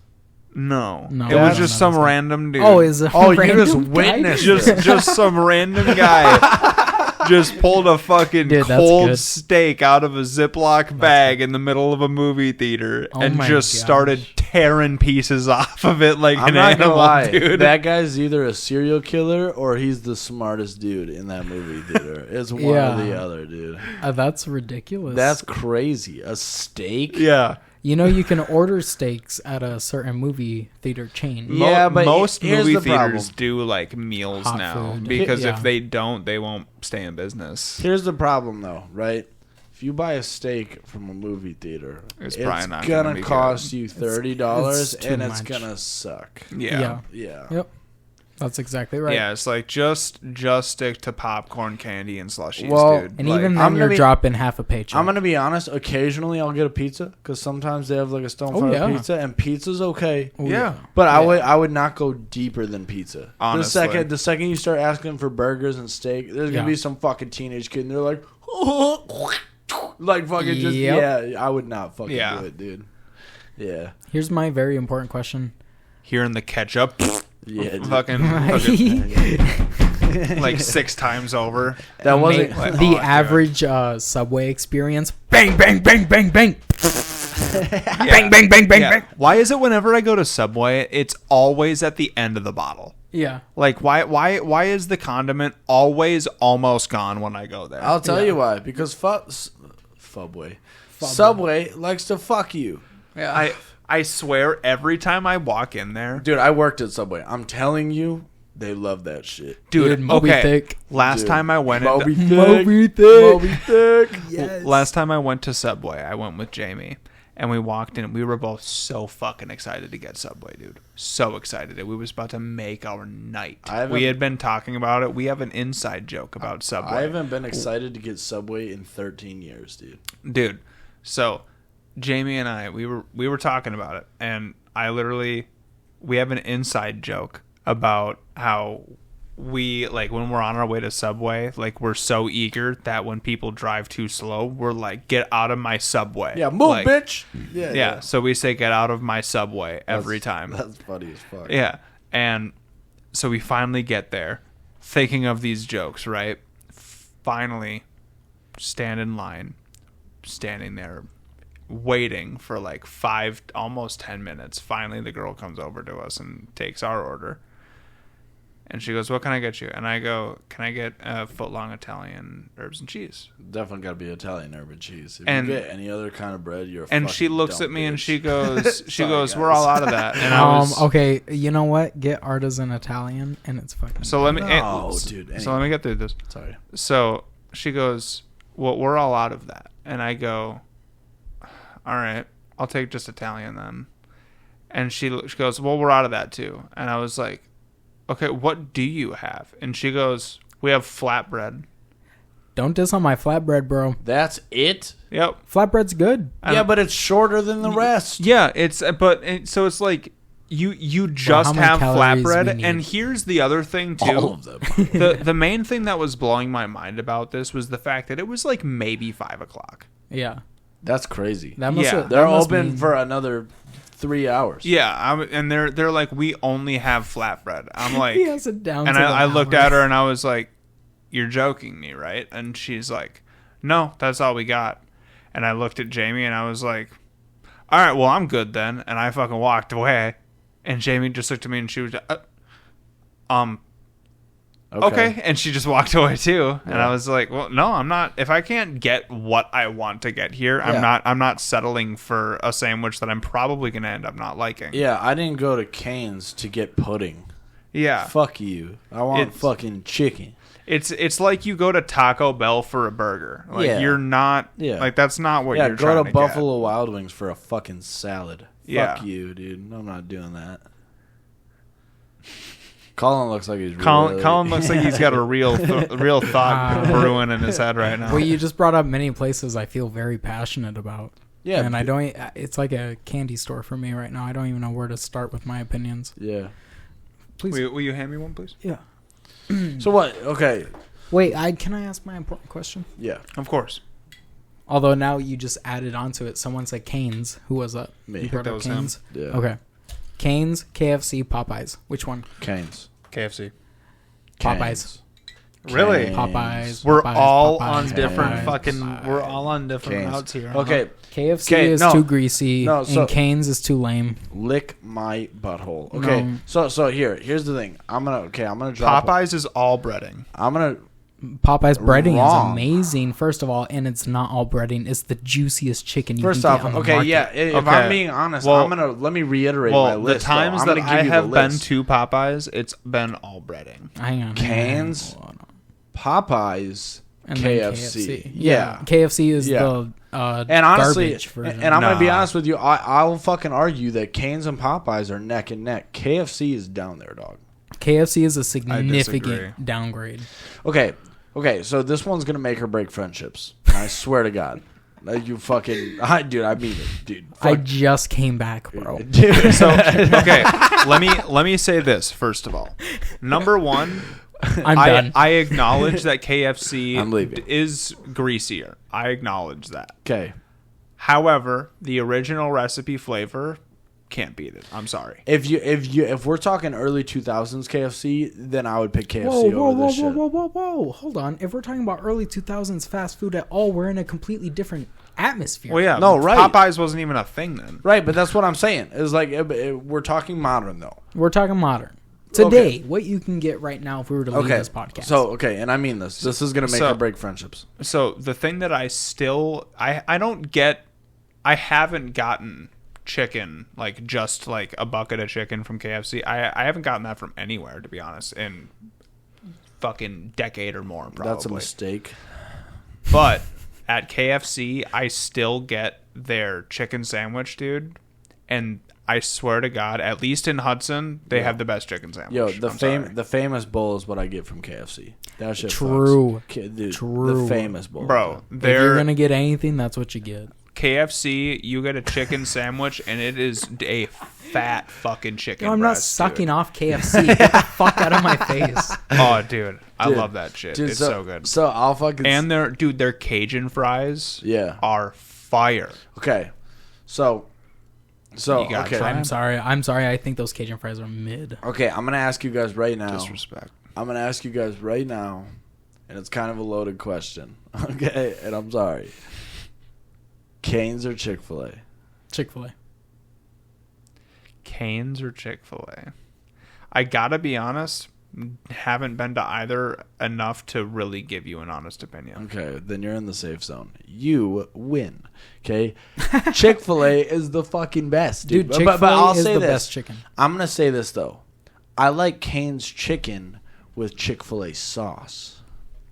I think the audacity to think that Cane's sauce is better than Chick-fil-A sauce is almost garbage. As stupid as getting kicked in the ass or getting I will punched say, in the chest. I do remember I've had Cane's once, and I remember I went there and I got like their 3 tender meal or whatever it was. Box combo. Sorry. And the chicken was okay, but the sauce was eh. Yeah. Oh, seriously? No. Seriously? So, yeah. So the chicken. I do dude, remember that, but I haven't been to Chick-fil-A in never. I don't think, honestly. Here's what That's you do. crazy. Here's what you do. You go to Walmart or Target. You buy a bottle of the Chick-fil-A sauce. Okay. You buy the Chick-fil-A sauce. You bring it home. You go to Cane's. You get the chicken. Say fuck the cane sauce. Kill yourself. I don't give a shit. That's not what you say to them. Do not say that to Okay, all right. All right. Hello, welcome to Cane's. What can I get for you today? Please kill yourself, and I'll take no side of cane sauce. All right. Let me Pull up to the next window. Yeah. Let me reiterate because I'm not a piece of That'll shit. be extra $1 for the kill yourself. Okay. Okay. Get the. It's gonna be an upcharge. So you get the box combo, or if you're a hungry fat fuck like me, you get the Caniac combo. Okay. You go home. The Caniac. Dude, the Caniac is 6 tenders with some waffle fries. My goodness. Fuck it up, dude. No, wait. I would with some straight fries. Waffle fries is Chick-fil-A. But you go home. You dish out an unreasonable amount of fucking Chick-fil-A sauce, and you abuse that shit. True. Dude, and that's it, dude. That's fucking... I've had one of those Chick-fil-A sauce bottles, and I went through that in about 3 weeks. Yeah, that's the only... They're like, they make it look like there's a lot in there, and it sucks because there's not. You can use a lot more than you think. Dude, yeah, because it's crack in a bottle. Yeah, it's delicious. Right. Okay, hang on. Time out, boys. We're going to take a break. I got to go pee, and we'll be back. All right. Welcome back, everybody. I have urinated and am feeling refreshed. So we are here now. Welcome back, everybody. I have also urinated, and I'm feeling very fresh. Trent, have you urinated? I have also urinated. Are you feeling fresh? Quite refreshed. Okay, good. Quite refreshed. Good. Yes. I can't tell, but I think we're on the same page. I'm feeling less impatient, if you will. A little less antsy. Less antsy. Yeah. Antsy's the word. Yeah. So, I have the bladder of a 7-year-old girl, and it causes a lot of complications. So I have a new segment that I'm going to bring by you here. And Ian, I think you especially will like it.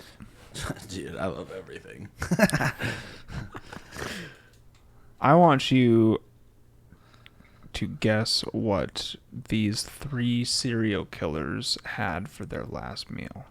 Ooh, love it. I'll be honest, Peach, I don't remember a single answer to these questions. You can probably ask me as well. Okay, Ian. Okay. First person I will ask you, I'm going to go from least known to most known. Okay. Wesley Allen Dodd. What do you think? Do you know this guy? I don't. These are all serial killers, just so you know. Okay. Where was Wesley from? Do you have that information? I Wisconsin. don't have any of Every that serial information, killer's I'm from sorry. Wisconsin. Okay, yeah, most of them. Yeah. Okay, I'm gonna say fried chicken. No. Bro, just because we were talking about it doesn't mean it's the answer. Hey, shut up! I'm trying. Is it a foreign food? Foreign is not a word I would use. No. Okay. I'm not kidding. I seriously do not remember. Is it a hamburger with fries? No. Do you have a guess? What's his name? Wesley Allen Dodd. You really need the first name. That's the only name you really need. Wesley. I've known a Wesley. He was a nice guy. Yeah, until it comes until nice. he's on his death row. They're always nice, aren't they? Yeah. Yeah, Ted Bundy was real nice too. Ted Bundy. I really have no guess. I'm astonished actually that I just forgot. I straight up, you already told me the answers and I forgot. So I'll just go ahead and let you know then. Broiled salmon. Broiled. Yeah, which is not That's a terrible way to have salmon. Not a way that I would ever get salmon. No, that has to be the worst way to ingest salmon aside from raw. No, fuck. Raw salmon would be better than broiled. Yeah. And fried potatoes. That's it. Okay, that's fair. That's interesting. Okay. I think fried potatoes is fair. Yeah, fried potatoes. Wait, just whole potatoes? Whole fried potatoes. Definitely not just gonna ask for a whole ass potato, no fork. I want one potato. Okay, all right. Number 2, Ted Bundy. Hey, you just mentioned him. Hey, shout out to Creep. I'm gonna say. Is that what Creep was based off of? I know one of these fucking serial killers asked for KFC specifically, but I don't remember which one. It's not Bundy. I'm going to say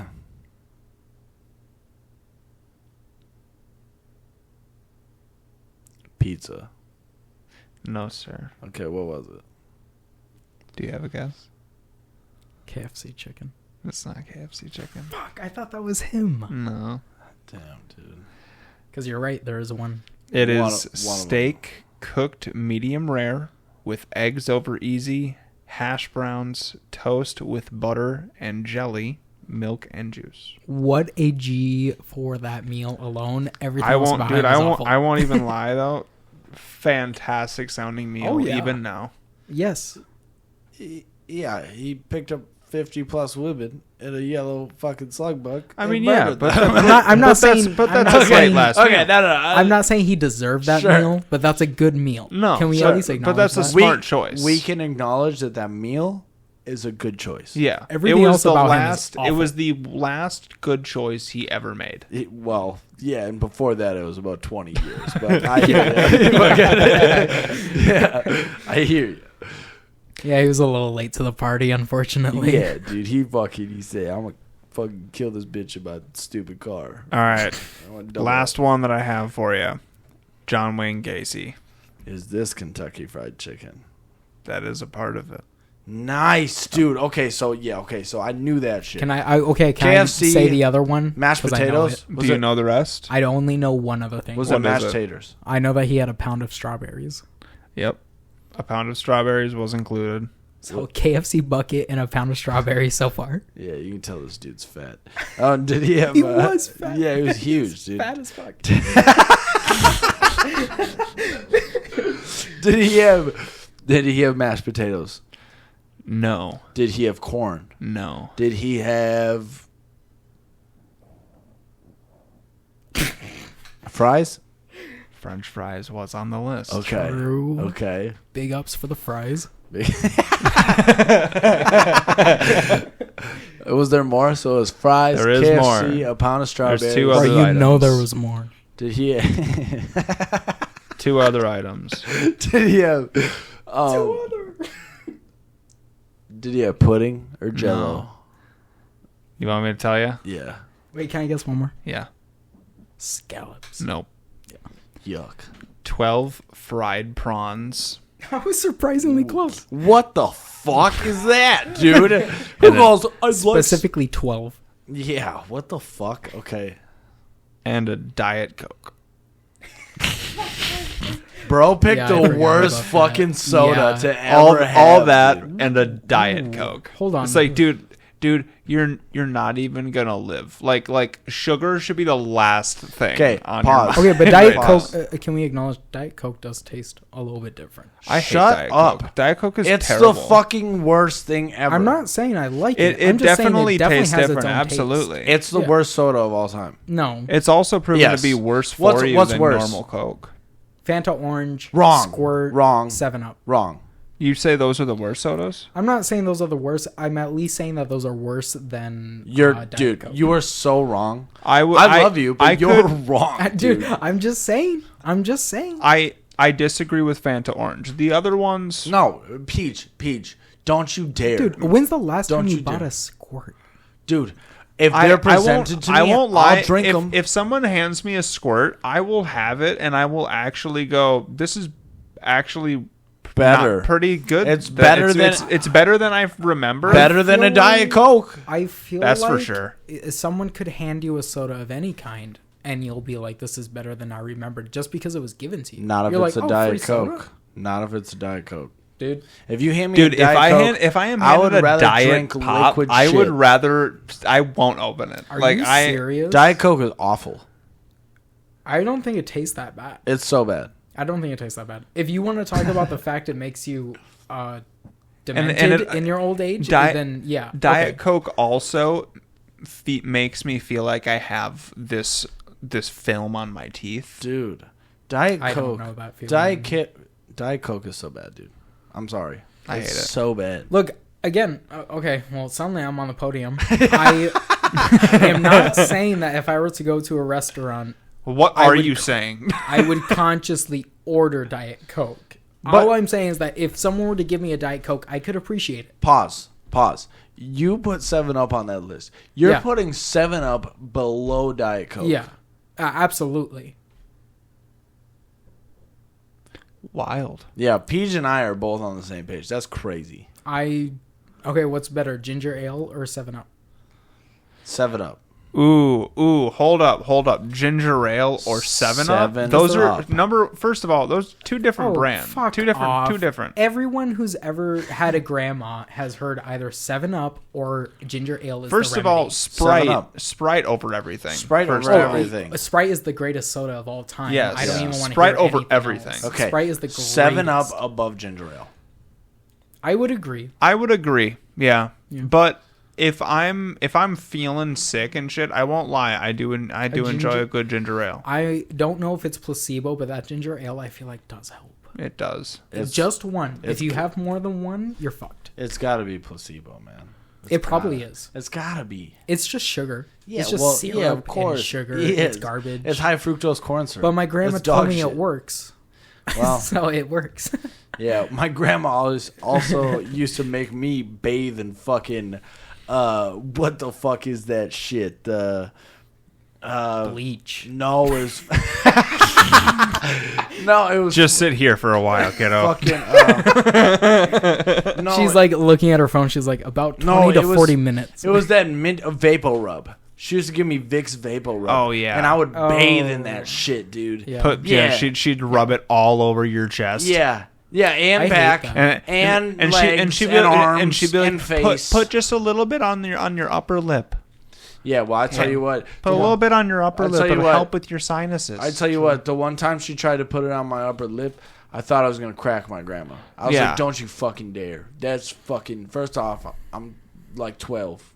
Yeah, I'm a man now. The other thing is too is like if you're gonna put it on my upper lip, like at least let me do it with my own finger. You know, like you doing it with your hand is like don't give me this dirty Sanchez with a fucking Vapor Rub. No. Yeah, dude. Yeah, dude. South Park. Dude, have you ever heard of what did they call it in when we were fucking kids? It was like I'm thinking of 800 things it was like a shit stash or something like that. It's Dirty Sanchez. Dirty Sanchez. Is that what people call? Okay, that's not the term that I heard it as, but yes. Okay. Yeah, Yeah, it is a South Park term, but it's also, I think it was on Urban Dictionary too. It's called a Dirty Sanchez. Wait, it was definitely. Which, by the way, I didn't coin this name, so nobody get mad at me. That's fucking racist for sure, dude. That's fucking racist. It wasn't until you said it, dude. No, it definitely was from the get go, dude. You fucking bro. You think so? Did you mean it in a racist way? No, of course not. But I've never met. Then it wasn't. Well, no. But I'm saying whoever coined that term originally was. They had to be. Dude. Oh, yes. Sure they were. But using the term in context of using the term, no, right, I don't think it's racist. No. Well, when I said it just now, I'm quoting somebody. What did you say? Dirty Sanchez. Okay, just checking. Okay. Yeah. Can you say it one more time for the record? Sure. Dirty Sanchez. If the person who originally made it was Hispanic himself, would it still be racist? I don't believe so because they have that ability. But the second people outside of that start coining that and just throwing it around like it's not a big deal, maybe. All I know is that South Park got away with it. Here's what I know. South Park gets away with fucking everything. So, Eminem acknowledged that in his album. He was like, would you like if South Park said it? And I'll be honest, I love South Park. You love me or hate me, it's amazing. It's Dude, great. Am I getting old? I think I'm getting old. Probably. The older I get, I'm going to come across as such a prude. I used to love South Park, and now, seriously, there are some episodes where I'm like, I really can't watch this. Like, they go crazy far sometimes. Dude, the Wheel of Fortune episode was hard to watch. You know what I'm talking about? The question is people that annoy you. N space GGERS. He's like, I know the answer. I just don't know if I should say it. It's like 10 seconds, Mr. March. He just fucking yells it, dude. And it's like you see black people behind the camera just like. Yes. Like, I know, I can see it in my head. They're like, you took a little too much enjoyment on that, it seems. Yeah. Ooh, I'm sorry. The answer was naggers. As in someone who nags you. What a fantastic setup. Yeah, dude. And then he goes back to South Park and he meets all the people who have wrongfully said the N-word on TV. Like, Paula Dean is there and a bunch of random motherfuckers. Yeah. Yeah, dude. South Park is fucking... That's pretty hilarious. I love that. They're crazy, dude. I love those guys. They're fun. So, Ian, I want to run a show by you. I think I mentioned this in the last episode, but I finished it now. So, Jamie and I started and finished a TV show called Jury Duty. Yeah, dude. It's got James Marsden. I know exactly what you're talking about. I've seen it. I watched it with Ave. You have seen it? Yes. Thoughts? Hilarious. Yes, sir. Fuck it. It's so funny, dude. Dude, absolutely phenomenal show. Which, by the way... Colin, if you haven't seen this show... You need to see this show. I talked about this with you last time. No, right? you brought it up last time, and the way you described it, it sounds very funny. It's super funny. And by the way, I want to say this. James Marsden, who was in the Sonic movies, that's his name. Yeah. James Marsden is in it, and he is fucking... What a great actor. I mean, the dude is fucking hilarious. Oh, yeah. Yeah, he's awesome. And even in the Sonic movies, I thought he was great. I'm going to be honest, I didn't see the Sonic movies. Dude... The new one is the one I'm most excited for. You know who voices Shadow? Keanu Reeves. Really? He voices Shadow. That dude. couldn't be a better film. I'm saying, awesome. Bro, it's going to be fucking Who voices awesome. Sonic? A guy named Ben something. Ben Stiller, probably? No, it's it's a Chris Pratt. No, it's Chris Pratt. It's a young dude. He's been voicing everything now. I know. Ben something, and then Tails is voiced by something O'Shaughnessy. I want to say it's something. Is Tails voiced by a girl? A woman. Yeah, but it's perfect. It sounds, In the original Sonic show. Which, by the way, I think my favorite voice cast for the whole Sonic cast was Idris Elba as Knuckles. I don't think they could have nailed that better. I didn't realize I was around a bunch of Sonic fans. I am not a Sonic fan. Dude. You're a Sonic fan? Dude, I look at my hat, bitch. It's backwards. Okay, I am genuinely shocked. I didn't realize I was around Sonic fans. Dude, literally, my first game console, technically, Well, Sega. second actually. Sega. Was a little like fucking port plug into the TV where it was just fucking Sonic, dude. Can I be honest? I'm sorry. I think Sonic is bad. Why? I'm not saying you can't get enjoyment out of it, but I do not find the gameplay loop satisfying. I love you, dude. I want to jump over the throttle. Really? I kind of want to put my foot gosh. through your throat right now. Dude, Really? Sonic is so Do good, dude. No, dude, Sonic is so great.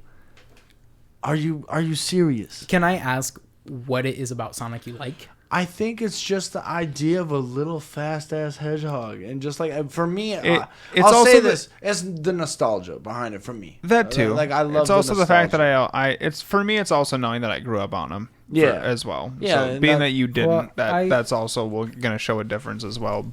But I definitely got to say, for me, a big part about like Sonic the Hedgehog is that he's always been like this super happy, outgoing, like nothing can fucking stop this kid. Well, and like, it's him and it's the squad around him, like Knuckles being a badass. Tails is the tech dude, like, you know, and they got fucking Knuckles is Amy, the dude with some anger issues that's always ready to throw hands. Amy's the love interest. Shadow has always been a big favorite of mine because he's kind of darker, kind of different. Like, dude, I'm sorry. I know. Okay, here's how I'll put it, and I hope I've heard this said before, and I'm gonna say it again now. You better watch your mouth, dude. I'm saying it. Okay, I'm saying it. Sonic fans are fucking weird, dude. Sonic fans are fucking weird. I'm a Sonic fan. No. Look, okay, it sounds like you guys are pretty reasonable with it, but I'll tell you right now, diehard Sonic fans are weird. Well, have you guys ever seen any of the original Sonic comics? Dude, I can't say I've seen the comics. Dude, I didn't even know there were comics. They like hardcore sexualize the women. What? Yeah, dude, it's weird. Dude. Really? Oh yeah, it's weird. Okay, dude. but that's like the vibe. I feel like that's with like a lot of comics, though. I feel like that's. No, this was over the top. They straight up went into okay. Well, when they shit. Okay, can we all acknowledge there is no reason Rogue has to be as busty as she is? True though. Who? Rogue, the Batgirl. Yeah, Rouge. Rouge. That's Rouge. Yeah. No, I agree with that. She thick. But was it necessary? No, of course not. But that's what I'm saying is like there are weird aspects around that universe. But ultimately, the way they're bringing it back now, it seems more genuine, and I love it. I'm all for it. Can you give me your genuine opinion? And this is a aspect of the Sonic fandom that I just cannot wrap my head around. What the hell is with Shadow? Shadow is like an anti-hero. He's not necessarily a bad guy, but he's not a good guy. Do you think Shadow is cringe? I don't, because I related to him a lot, but that also might be my bias speaking. So you would have to ask somebody who's not in that universe. Like I love Shadow because when I was growing up, I was like, he's fucking dope. Did you play the air the shoes PS2 game? Dude, I played where it was his first debut. If there was a Sonic game, I played it. Like, yeah. I really had no idea. You guys were that into Sonic. Yeah. Well, you know who put me on it really was my older cousins, because I have cousins that are like 8 years older than me or whatever. So they really like were there when Sonic started up and got going. So they were the ones that put me on the Sega shit, and I fell in love with it. So I love Sonic, and you know, Cass loves Sonic. My son loves it, obsessed, dude. We watch the movies. He plays the games on the Switch. He plays. Switch. Oh my dude, his big obsessions right now are Sonic the Hedgehog, Mario, which is not a mistake, and Pokemon, also not a mistake. So, okay, I'm gonna throw myself under the bus again. I don't get Pokemon. Colin, I'm beginning to not get you. Yeah, I don't understand. What are you doing? Look, okay, do you? Why? It's the only thing you care about, Batman? Is like that? No. Hold on. Funnily enough, one of the games I was recently into was a Batman game. Shut the fuck up. Which one? Batman, Arkham Asylum? Arkham Origins. I remember you played every single Batman game. I love Batman still to this So day. here's the thing, dude. He's the best, by the way. Here's the thing. I'm not arguing with you. Love Batman. Gotta love Batman. If you don't love Batman, fuck you. Something wrong with your brain. Yeah, that's true. Okay, you gotta love Batman, but I will say this. The audacity to like Batman, a character like Batman, similar to him, his origin story and everything, and then somehow take a fucking left turn and not even vibe with Sonic? Shut the fuck Come up. on, It's dude. not the same at all. Bitch, it is the fucking same. Dude, what are you doing? No, it's not the same No, at they're all. both amazing. Really? Amazing characters. You're going to put Shadow the Hedgehog with 2 dual pistols and say it's the same thing as Batman with his drama and his trauma. I'm going to tell you what. I'll put your nose in between my ass cheeks and take a shit. That's what I'll do. What are Jesus you doing? Christ, what's happening? I wasn't expecting that. No, neither was This is the first time you're telling me this. No, dude, all I'm saying, and again, this might be an unfair argument, right? Because I am super biased. I grew up with it. I fell in love with it. So just to hear somebody, especially like you, like, you know, like Colin, you and I have known each other for so long. You have such an opinion on comic books and this stuff that I was totally expecting you to be on the Sonic train. Okay. The fact that you're not is like amazing to me. Yeah, I get that. I can't believe that. Oh, okay, so Trent, you sound surprised.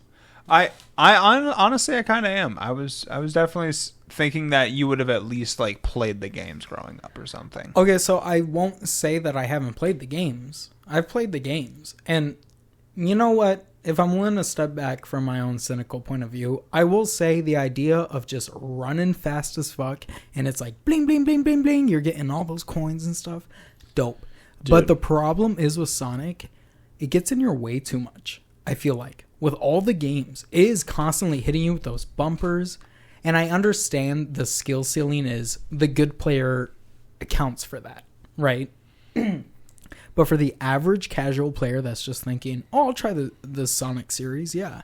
I feel like it's if you don't immediately click with it, you won't at all. Dude. See, I definitely understand that point of view. However, unfortunately, that's most games today. Dude, what do you mean? I feel like with most games today, it's just like that. Like it's you can't get into things easily anymore. You know, it's not really something that I think is very possible. So I'm gonna put a pause on this conversation, Colin. I still think you're wrong. I love you, but I respect your decision. Peach, my man, love you. I'm gonna call Jake. Jake wanted me to call him and put him on the podcast. I guess he's got something to say. Okay. I wonder how this is gonna sound in. What's up, buddy? You're on. Sweet. I just had to tell you guys something so funny. Okay. So this kind of goes with, I know me and Ian a couple days ago were talking about just like the funniest things our kids have said. And out of nowhere, I was talking to Avery. She got a new minion. And I was like, oh my God, that's awesome. What's his name? Oh, she goes, I named him Douche. Dude, I swear to God. No. I couldn't help but fucking laugh my ass off. Bro, that is so funny. Why? That's ridiculous. I don't know. I guess that's just one of her new favorite words she's picked up. So, yeah, I guess that's his name is Douche. Douche the minion. I would try to find a way to maybe navigate that to a different word. I would be like, you know what, dude is a better option. Yeah. Hey, that's a good option. So yeah, funny as hell. I had to tell you guys. Dude, yeah, that is pretty hilarious. Bro, that's fucking funny. Oh yeah, that is hilarious. So I just had to tell you guys that, and yeah, it was fucking hilarious. All right, well, thank you for sharing. That was totally worth the phone call. Hell yeah, well, I'm glad I got to contribute a little bit. There you go. Yeah. All right, buddy. We'll talk to you later. All right, love you guys. Love you. Love you. Peace. See ya. Awesome. Bro, that's so funny. Douche. So I got my minion. Douche. So I have 2 questions that I want to bring through to you guys before we wrap her up for the day.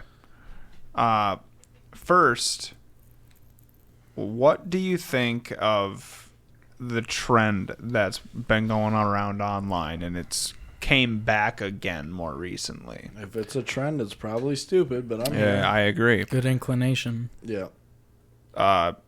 Like people in relationships have been like dropping their significant others off at places, you know, like when they go to the gym or the store or wherever, and right when they drop them off, they'll like send their significant other a text insinuating that they meant to send it to someone else that they're cheating. Yeah, like oh, she's gone, you can come now. Exactly. I've seen that. Okay, so you have seen this. Yes. This is something not alien to me, but when Peach told me, I was surprised.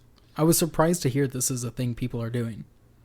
It's really stupid. It's one of the dumbest things I've ever heard in my life. Well, because I feel like, you know, like with my partner, like really what you're doing at this point, and this is just my take on it, I feel like you're showing you have no trust. Well, and you're exposing to your partner that there's a reason for them to be worried. Exactly. That's I would never go out of my way to make my fiance feel like, oh, is my fiance being unloyal? No, I would never do that to her. That's fucking stupid. You know? Yeah. And it's like she doesn't look through my phone, but I tell her all the time, like, if you ever had a worry, grab my phone. See, I don't give a shit. I 100% agree to the idea of having an open phone policy. I have no issue. You want to go through my phone, go through my phone. But if we're talking about like you're gonna sit here and go through my text with my mom and my grandma and my dad, that's an invasion of privacy. I'm not comfortable with that. That's just not okay. So there's levels to it, and I'll be honest. The only reason I say that to her is because I know she won't. Yeah. You know what I mean? If she started doing it, I would then begin to get a problem. Not because she's looking at my shit, but because you should have enough trust in me to just let this ride out. And see, my other side of this too is, for me, like, this is what people call a relationship test. And like with these things, like, when do these tests end, you know? Yeah. So it's like when these types of things start in a relationship, it immediately makes me think, now anything and everything that you're doing could be a test. Yeah. And knowing that that's your mindset, it makes me know that I now have to constantly be on edge. It definitely builds mistrust. Exactly. For sure. It builds mistrust in the place of what you're trying to do, of which is build trust. So it's having the opposite effect of what you want it to do. Right. I was originally going to ask what you guys thought of open phone policies. Ian, you made a comment about it where you said if they do it, then you have a problem with it. Yeah. Yeah, I feel that that's a bit unfair. I'll say this. If it becomes a regular occurrence is what I mean. If you're 4 years into a relationship and they're still constantly saying, right, I need to verify our trust. Yeah. Then you probably have bigger problems than that. Exactly. And that's more so what I mean, right? Is like I always tell her it's open because I don't have anything to hide. I genuinely mean that. I'm like you can go through my phone, through my social media, you can look at everything I have on there. There is nothing that's going to incriminate me. I'm not worried. But also, the second you pick up my phone, I'm also like, you don't trust me? You know, I'm like, we've been doing this together. You know, I got a 5-year-old son. We've been raising him together. We've been making choices. We live in the same house. I'm like, what about I think me what it makes comes you around think you to can't trust is me? what's the reasoning? You know, it's like, is there a reason for it? Like, was there an action that was caused that made this mistrust and this need to feel to go through your phone happen? Well, and if so, what you need to do is you need to voice with one another and say, hey, such and such happened the other night, and I don't think I'm very comfortable with it. Well, and I can say this confidently. Sorry, Colin. No, go ahead. I can say this confidently. I've never looked through my woman's phone. I've never done it, and I don't feel a need to. I haven't either. know that if she didn't want to be with me, she wouldn't stick around with me and my 5-year-old kid who can act like a real asshat sometimes. And we love him, bro. Yeah. We love him to death. What 5-year-old doesn't act like an asshat? But that's my point. The thing is, he's a kid. She wouldn't stick around. Right? Jamie and I, we both know each other's passcodes. We both go on each other's phones all the time, playing music, doing shit on whatever. Like we don't care if each other are on each other's phones. But Ave definitely knows my passcode because the passcode to my phone is the same one to my safe in my bedroom. The same one, which I might have to. What's your passcode? Not gonna tell you. I might have to change it now.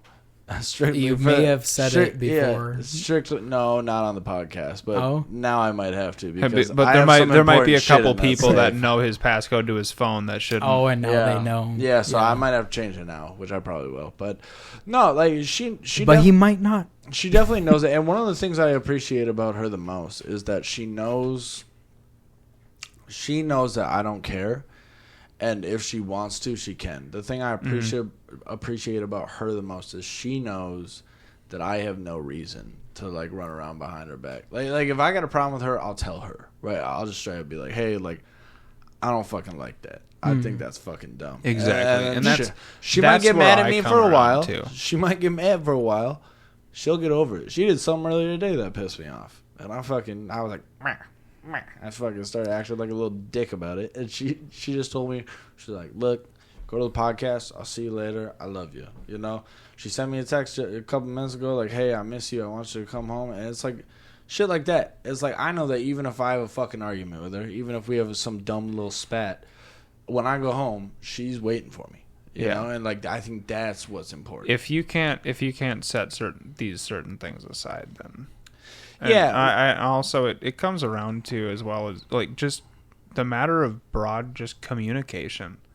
Like if you can't just sit down with one another and say, "Hey, I'm feeling this type of way because of whatever and such," then there are deeper issues at hand. Well, and I also think it's notable also to say it's pretty natural to feel uneasy in giving your whole heart to somebody. Absolutely. There's a level there where it's like when you do it, it never feels great. I mean, like it feels great on a certain level. Maybe on like the top level, you're like, oh, this feels great. But then you go a little deeper and you start thinking about the consequences. You start thinking about what could happen if she wasn't right to you, or if you fucked up and weren't right to her, or whatever. And you start really analyzing it. Dude, it's always terrifying. Yeah. It'll be scary 30 years from now. And that's the thing. A relationship is fully built off of trust. And if you can't, if you manipulate that trust in any way, then at that point it's gone. Like, in my opinion, if as soon as you start playing games with my trust, or vice versa, even if it's for a prank for a YouTube video, sorry, I'm out. Well, like it just shows me a lot about character, and I don't think that, and it shows a growth that I need. And I don't want to expose myself either, and like make myself sound like a dick because I'm a much different guy now. But the very first time I met Ave, I straight up told her, I was like, yeah, I cheated on my son's mom when I was with her. First date, I told her, I was like, I totally did that. I made a mistake. I was a fucking asshole. And I'm telling you that now because I don't want this to come out down the road and have you think that I was bullshitting you on what's going on. I'm telling you because I'm telling you that I'm not a perfect person and I am capable of bad things. But I'm telling you now because I want you to know that I'm being upfront about it because I'm trying to move in a better direction. And I'm not that guy anymore. And I want to be better. And I think that that's really important in a relationship, is to be totally honest and just totally transparent. And to just be like, hey, you want the fucking truth? Yeah, I've totally been a fucking asshole in my life, dude. I've definitely been a piece of shit at times. I hear you. But being a piece of shit is not an excuse or a necessary thing for me to not be a good person in the future. I can totally work on me. Yeah, who hasn't been the worst person of all time? Yeah. Right? Yeah. I feel that. Well, and especially like when you're going through growing pains and you're struggling with a lot of the stuff that all of us struggle with, every kid is going to struggle with. Yeah, dude, we all make fucked up choices, dude. You know, I've lost friends over it. I've I've regained friends because of it. I have, there's a million things that all of us have done because of stuff like that. It's just. Well, sorry, I don't mean to interrupt anymore. No, you're good. But definitely in the past few years, well, again, I come from my religious perspective, so take it with a grain of salt, I guess, if you don't feel the same way, but I have come to understand myself better the moment that I started saying, I suck. Mm-hmm. And I can't speak for women because I'm not a girl, and no matter what, I'll never be able to totally empathize with their perspective, but I'm talking to any guys who are listening to this, the minority of your viewer rate, apparently. But are we mostly a girl viewer? Last I checked, yeah. That's fucking hilarious. I think so, too. Dude, isn't that ridiculous? Dude, it's bro talk. Yeah. It is all bro talk. That's fucking so funny. So it's like 70% women last I knew. Yeah. Oh shit. Sorry. But now with that very important detail in mind, I think the next thing I say, that's a load bearing fact. Yeah. But if any guy is listening to this, dude, the best advice I can give you that I've learned over the past few years, which have definitely been my biggest years of growth in my entire life, just say you're a dick. Like, I know it hurts your pride, but seriously, just say, oh, I fucked up. There's no harm in saying that. I think that people feel like in their heart, as soon as they admit those things, that like the world will come crashing down.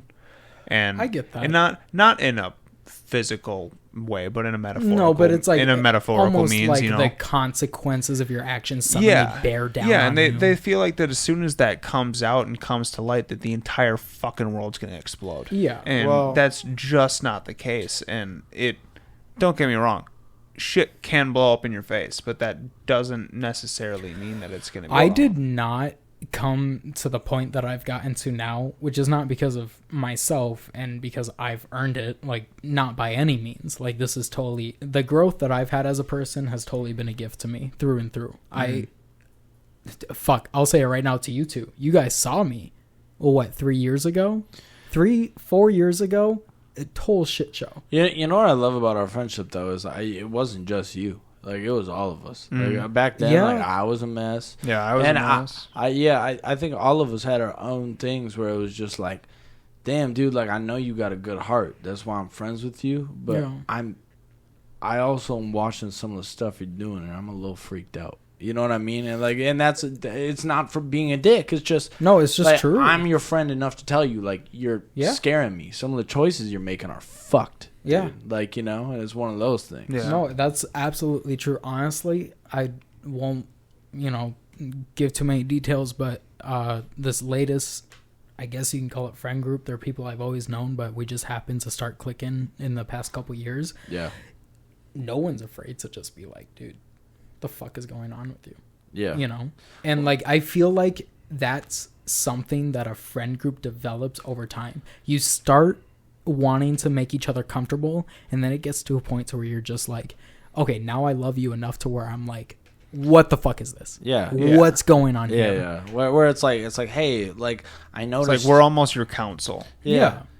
Hey, bro, I noticed that you did this really weird and sketchy thing. Why the fuck did you do that? Yeah. That's fucking weird. I'll be honest with you guys. One of the biggest complaints, that's a terrible word to choose. One of the biggest gripes?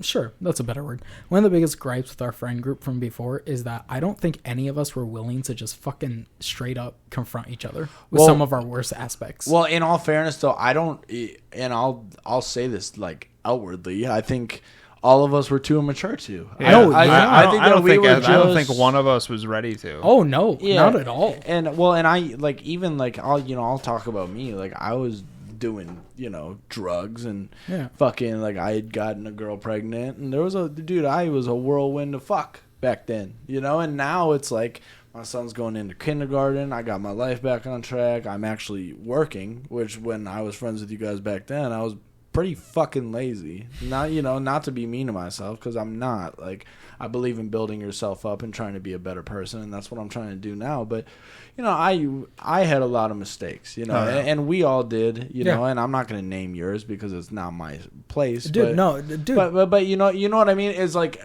I can recognize in myself, and the one thing that I learned, especially having a kid, is like, there were days at least a year ago when he would come home, he'd be like, well, at fucking school, so and so did this, and I had to tell him, I'm like, I'm gonna be honest with you, champ, I don't care what he did, because he's not my son, like, you're my son, and no matter what other people do around you, you're in charge of you.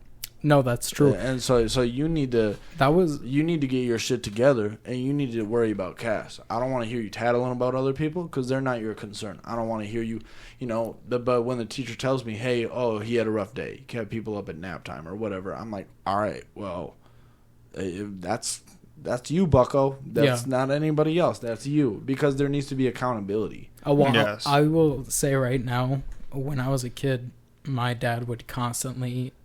It felt like he would come at me and no other kid. Any argument, I went to him, oh, this kid did that. This kid took my toy, fucking whatever. Anytime I went to him, it was like, what did you do? And seriously, the first 21 years of my life, I hated my dad for that. Honestly, I did. I love my dad. But I believe you can love someone and at the same time have a conflicting sense of hate for them. You 100% can. Yeah. And for the first 21... I'm sorry, I don't mean to cut you off, but I just like to finish this thought quick. The first 21 years of my life, he's constantly saying to me, what did you do? How did you act? What were your thoughts? And what was your emotional state? And I would say, what does it matter? Look at what this guy did. Look at what this kid did. Look at what he took from me or whatever. And it's like, that's not the point. And it took me so long to start even understanding the beginning of that concept. It takes all of us forever, because it's one of those things where, like, look, nobody wants to admit it, right? Everybody wants to look at their parents and be like, you're a fucking idiot, dude. You don't fucking get it. Dude, they do get it. That's the whole point. It's like, they're like, what, like... And, I'm not going to speak for you, because everybody's relationship with their parents and kids are different, right? Mm-hmm. Everybody's is. But I know with my dad especially, I felt that way a lot. My dad would be like, what the fuck? Like, he would say borderline mean shit, right? And I want people to know this right now. My dad is the best dad I could ever ask for. I wouldn't trade my dad for fucking 300 dads at the same time. Never. Like, my dad is the fucking best dad, dude. Yeah. The best. Number one. He would say borderline mean shit to me when I was younger. He'd be like, what the fuck is wrong with you? I've heard him say that to me. Like, just like, what the fuck is wrong? And I used to get so offended. Oh, yeah. Like, just hurt. Oh, yeah. Like, how could you fucking say that to me? Yeah. And I saw him just yesterday, and I think the difference is now I'm at a point in my life where I'm raising a kid.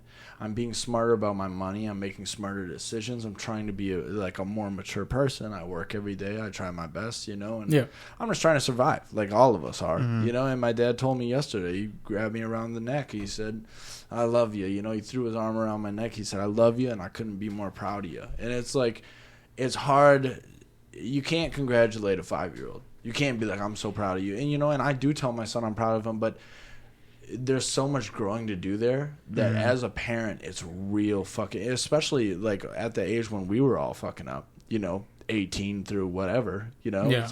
Your late teens, you're fucked. Dude, that's scary, bro. You're watching your kid get total freedom and act like a fucking dumb bitch with it. Yeah. It's terrifying. Seriously, when I was that age and my parents were constantly freaking out at me, I thought they were the biggest hard asses on the planet. I was like, what the fuck is your problem? And now I'm older and I've seen like how quickly shit can go sideways. I'm like, damn, they were right. They were just scared, bro. Yeah. Well, and I think that's like the overall consensus, right? Is like, you think they're being rough on you. That ain't it, dude. They fucking sit at home all night while you're out getting hammered with your fucking stupid idiot friends. Yeah. And they're like, oh my God, I hope he's okay. Like, what's that? Like, that's what it is. And my dad later explained that to me. And a lot of it always comes around to as well is something that we've said a lot in the past is it's because I love you that I get mad at you. Yeah. Yeah, yeah. And it's like those two feelings need to coincide with each other. Yeah, for sure.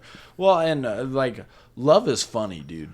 Love is funny because I've had moments with Cass, dude, and he's only 5, dude. Like, I'm in for a ride. Like, and I know it, and I hope he makes much better choices than I did, and I think he will, because we're trying to raise him in a good household and, you know, let him know that he can come to us. But it's natural for kids to be like, fuck you, Dad. Like, that's just what they do. Does it feel good? No.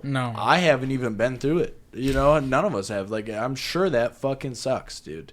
That's gotta... Dude, I'll raise my hand right now. Yeah. I've thrown swear words at my dad, and I've even socked him. Yeah. I'll say that right now. Yeah.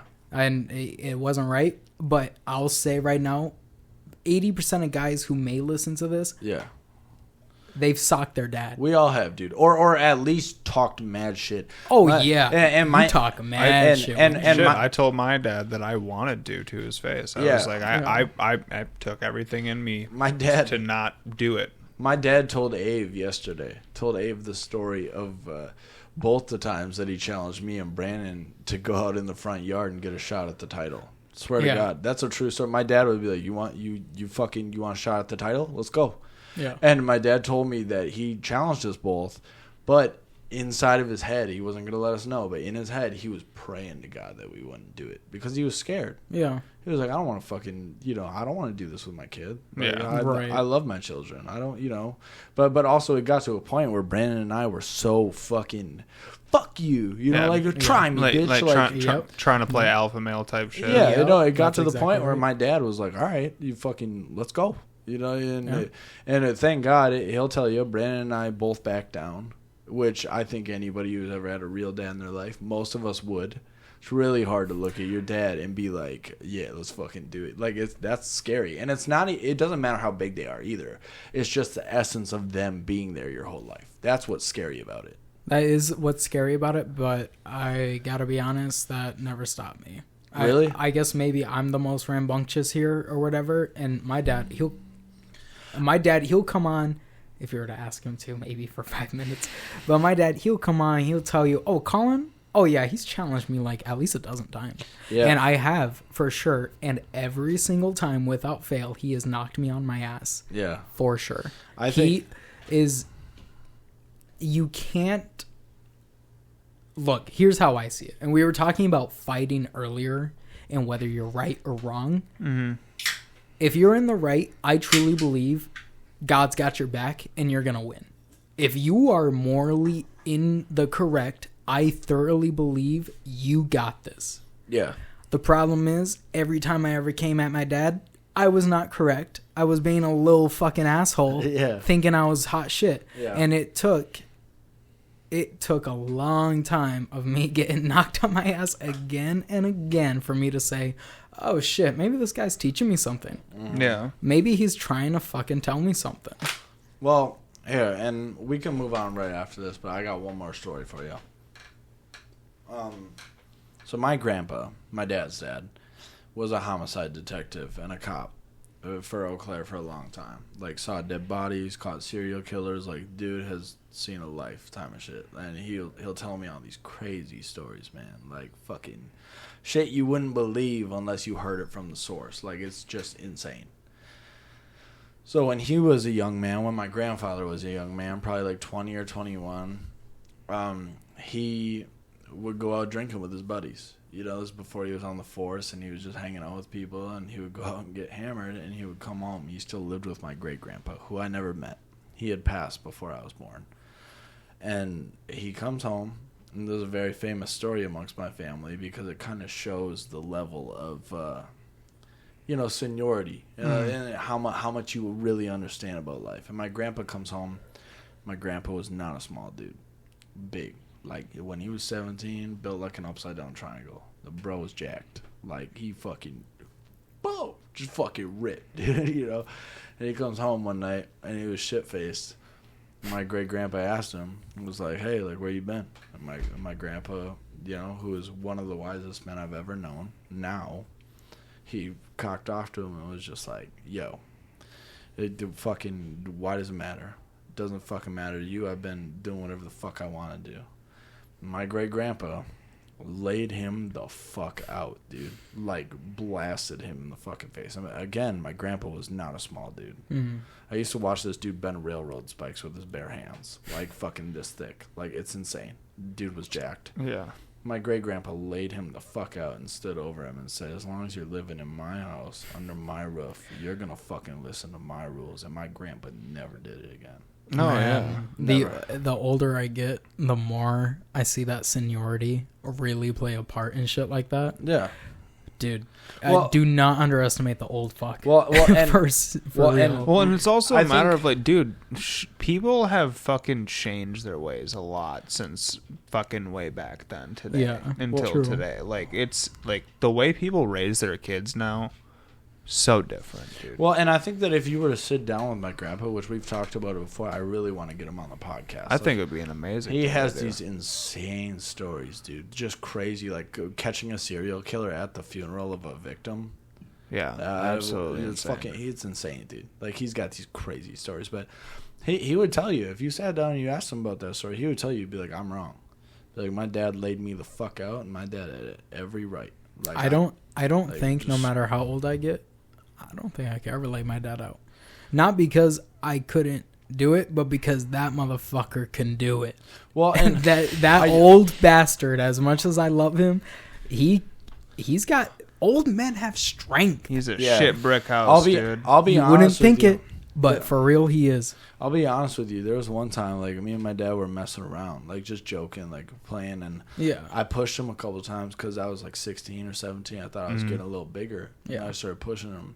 Dude, he pushed me, and the way that he pushed me, he would push me back, and then before I could even grab my footing to push him again, he would push me back more. Yeah.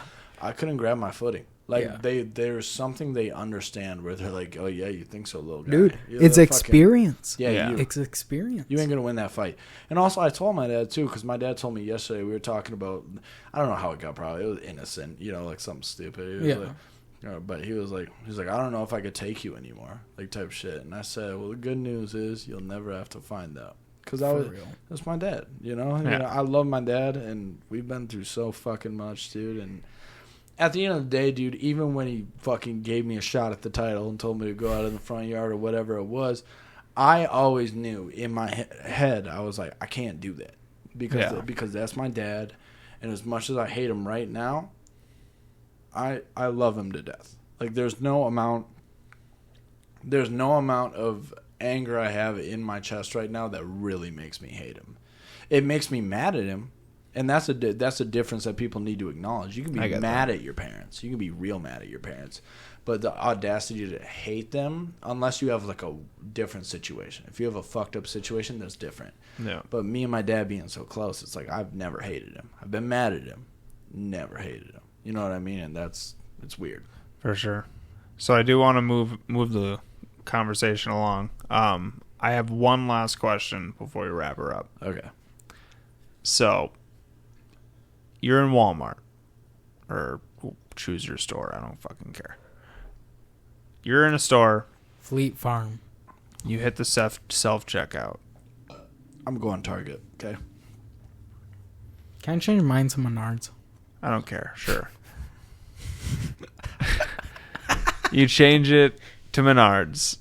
You finally get there, and you get your items. Yeah. You get your what? You get your items, right? You get to self-checkout. You ring up your items, and you realize, oh, I forgot whatever, right? Right. Do you finish checking out, pay for what you have right now, come back later? Or do you say, screw you guys, I'm going to grab that item. I'm sprinting through the store. I'm going to get it. I'm going to get that milk or those screws or whatever it was. So here's what I do, right? In this situation, I grab my shit that I haven't paid for yet. I put it back in my cart or my basket or in my hands, whatever I'm carrying it with. I walk back. I grab that shit so somebody else can use that in the meantime. And then I come back because I'm not coming back in 20 minutes or like a couple hours. Fuck all that. I'm going back to get it. Yeah. Yeah. Okay. That's not quite what you said, Trent. Yeah. That's not quite what I said. So you're taking all your items, you're packing up and going back with all your shit. Yeah, so I guess to capitalize, what I'm saying is, if you're telling me either leave that shit there and go back and get it, or leave, then I'm leaving. Because I'm not going to leave my shit there. What I'm ultimately asking is, you have rung up all of your items. Yeah. They're bagged. Ooh. Okay. Right? We're I'm not gonna lie, that's an important detail. Well, you got to think. We're at Walmart, Target, County Market, wherever the hell, right? You're in a self-checkout. You're bagging it as you're going. Okay. All your items are rung. They're all bagged up. Okay. Then I'll tell you what I'll do. You realize I need to go get milk. Yeah, I know what I got to do. What are you doing? What are you doing? I'm checking out. I'm walking to my car. I'm dropping that shit off. Oh, okay. So he's changed his answer. Okay. So now you're paying. I'm paying. You're paying, and then you're coming back. But instead of leaving, I'm not leaving the store. You're going back in the store. I'm going to my car. I'm dropping it off, and I'm coming back in to grab the one thing I need. That's what I'm doing. Okay. Colin. Well, okay. I had a similar experience to this. Mine has a stipulation to it, which I feel would affect your guys' answer as well. But at the risk of incriminating myself, I went to the self-checkout. I had what I thought were all my items. It was not. However, not only that, on top of that, I thought I scanned all my items, but I walked away with 3 items I did not pay for. Oh, this happened a few weeks ago. And who hasn't? Come on. Who hasn't fucking missed a scan? We've all done it. For sure. Everyone's done it. Yeah. But, okay, so 3 items, though, that's pretty significant. I screwed up. It was on the bottom rack, below the actual cart. So it's like, who the fuck is looking down? Let me guess. Water? No water. It was... Pop cans? It was toilet paper. Okay. And it was a baking sheet. Okay. And a cutting board. 3 large items. I just threw on the bottom. That's about $30. So this is the thing too. When you go to a self-checkout, like Walmart is on the brink of closing. They're taking that risk because of self-checkouts. Like, they have lost so much money in thefts because of self-checkouts now. Yeah, I'm going to be honest. You're putting a lot of trust in assholes. Exactly. You know what I mean? It's like listen, like, the whole thing about having a checkout before was the very simple procedure of you get to the self-checkout, you get to that little conveyor, right? Mm-hmm. You lay out that little stick that separates your shit from the previous person's. Yeah. And you start loading up that conveyor until your cart is empty. Yeah. Hence preventing all theft.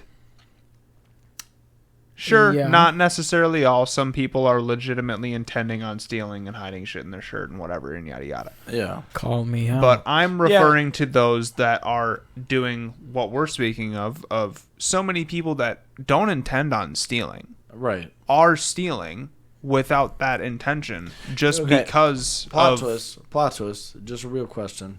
Do you consider stealing on accident stealing? Yes. It's still technically the act of stealing. You think it's stealing, though? Or do you think I think that you should be able to right that wrong if it genuinely does come down to everybody understands it was an actual accident and you weren't trying to steal toilet paper. Yeah, if a cop came to me after I accidentally didn't ring up those 3 items, I would have told him to fuck off. And I would have said, don't you have something more important to do? Yeah, like catch a crackhead. Yeah. Yeah, some. Or, or a anything, murderer. anything other than this, right? Right. Yeah. It's like, it's just a mistake. It is stealing. Yeah. Yes. It is stealing. Yeah. All right, I totally stole... I will admit right now, Joe Biden, come arrest me directly. I stole 3 items from Walmart. I stole those motherfuckers. I owe Walmart about $35 right now, bitch. But it was an accident. But it was an accident. Okay. And I did it in Minecraft. Yeah. Okay, yeah. So I think my game plan in this particular scenario that you're asking about is exactly what I said. I would have taken my shit to the car, I would have come back, and I would have grabbed another item. Okay. I would not have. I have. What would you have done? Drove home? No. So what I do, not even gonna lie, I sprint through the fucking store. Nah, I'm leaving my shit there at that self-checkout. You motherfuckers are waiting for me. I don't give a fuck. You're a monster. Dude, if you're gonna make me self-checkout my own shit... They don't make you? They don't make you do shit. Fucking, that's your choice. That's actually not true. The Walmart... The Walmart in Hudson never has the registers open. Bullshit, dude. I'm pretty sure Walmart has a policy where at least one actual checkout has to be open. No, the one in Hudson. The one in Hudson only ever has the self-checkout open because it's so small. They don't have... I was going to say, I'm actually kind of with Peach here. I've been in there and I've seen only the self-checkout You're gonna tell me that any Walmart is not extremely accommodating to paraplegics? I'm going to say that Walmart doesn't give a fuck about anything but Walmart. Yeah. I agree with that, but you can't tell me they wouldn't make more money saying, paraplegics, you can come here and we have checkouts you can use. Yeah, but here's the thing. It's like really like, because the guy, it's the Wall family, right? I'm not sure who they are. I've looked it up before. It's the Wall family and they're fucked. They're insanely rich. Yeah, if you think they give a fuck about any of us, please, if anything I've said so far has led to you thinking I think they give a fuck about us. Okay, so not at all. So the Walmart family is fucked. So you're talking about the business perspective of things. Like, how can we get more money? Yeah, I think they could literally logistically make more money by saying there is at least one checkout that's ran by a person. So anyone who can't use self-checkout for one reason or another has at least one avenue. Okay, so then... I would agree. Then absolutely. No, and that makes sense, but in this circumstance, and I'm not being a dick, I'm asking you, are you insinuating that there is not a Walmart, such as Hudson, that would only leave the self-checkout open? I guess it would be naive of me to say there isn't a level of complacency in the system, that there wouldn't be at least one Walmart that does that. But can we at least acknowledge... There's no way that's standard procedure. There 100%. is no way. I mean, in the handbook, no. They're fucking... Absolutely, I agree that you would think it wouldn't be standard procedure. However, at the same time... I don't have evidence. Pretty soon here, I don't think Walmart and Hudson's going to stand much of a chance. Because we have Festival Foods coming into Hudson now. Yep. So we have a whole ass new grocery store. Is Festival going to be where County Market used to be? Or no, not County Market. No, it's going to be where Hudson House used to be. Yeah, I didn't know if Family Fresh maybe sold it to them or what. You know where Family Fresh used to be over by Target? That's Planet Fitness, Goodwill, all that shit. They changed. Michael's. Well, no, Goodwill is behind it. I don't know if Michael's and the other one you said is there, but Goodwill used to be over by like the strip mall by the bowling alley. They moved. They're in that. Yeah, they're right across from Target. But Family Fresh is in the same parking lot. Family Fresh, what was Family Fresh is now Goodwill, Planet Fitness, and Michael's. Shut up. Yes. Wow. Okay. All right. Well, I've been gone for a minute. No, you should have heard me earlier as me and Trent were driving through. I was seeing some shit. Yeah. Dude, they repainted all the paint as far as I can tell. Yeah. So, in all of Hudson. It's all repainted. So Colin, let me hear your take on this because I got to go pee here, so we're going to wrap this fucker up in just a minute. But so your take on the whole self-checkout situation. Oh, yeah. If you're walking excluding my weird circumstances, yeah. To be completely honest, I'd cut my losses. Oh, you just leave them? Not because I think that it would be wrong of me to, in under 2 minutes, sprint through Walmart and get whatever I needed, but because I hate going to Walmart. It's the worst time. Honestly. It's so awful. I hate Walmart with a passion, and I refuse. When I get to the self-checkout... You like Target? I have a Walmart in my town. I don't have a Target in my town. Are you still in Somerset? No. Where are you? I went to New Richmond. But see, here's the thing about New Richmond, though, is New Richmond. I used to live in New Richmond. New Richmond has a super Walmart, though. That's the thing. No, that's true. Hudson is one of the few Walmarts that isn't a super Walmart. Yeah, and it's kind of dog shit. It really is. Because I work more or less right here in Hudson. It would be so dope if I could just run right here and fucking get my chicken and anything that a Super Walmart has. Wait, where you get chicken from? Popeyes? Popeyes. Chick-fil-A if I have any choice in the matter. Yeah, but Chick-fil-A ain't here, is it? No, but if I'm willing to drive about 25 to 30 minutes. Yeah, where you go? Maplewood? Is that the closest one? I think so. Yeah. That must be the one I go to. Yeah. I'll drive out there just for Chick-fil-A. Dude, I don't give a fuck. Dude, hey, if you ever want to come visit me, I'm only about 10 minutes past that. Really? Yeah. You used to be farther. No, I'm in Arden Hills right now, and we got a nice little townhome, 2-stall garage, and a couple levels. Nice. You should all right, y'all. Visit. Anyway, well, I think that it's a good point for us to wrap her up for the day. Yeah. Colin. Yes. Thank you again, my friend. Thank you for having us. me on. I'm glad I could do my second parter so quickly. It probably will be a few sessions until Absolutely. I can come back. If you made it this far in the episode, congratulations. You get to be one of the few people that know. Next episode, we should have video. Yeah, everybody, yeah! A camera is on the way. Word. Big hype. As long as it shows up on time and technical issues are at a bare minimum, we should be A-okay. Fuck so, yeah. We're going to... Yeah, I won't be here for that. I can guarantee it, but I will be watching, and I'm excited to see how it turns out. You won't be there for the first time, but you're coming back. Oh, yeah. Yeah. No, okay, for sure. Okay, good. Absolutely. Okay, good. Oh, yeah. All right. Well, y'all, thanks again for tuning in. We'll catch you next time.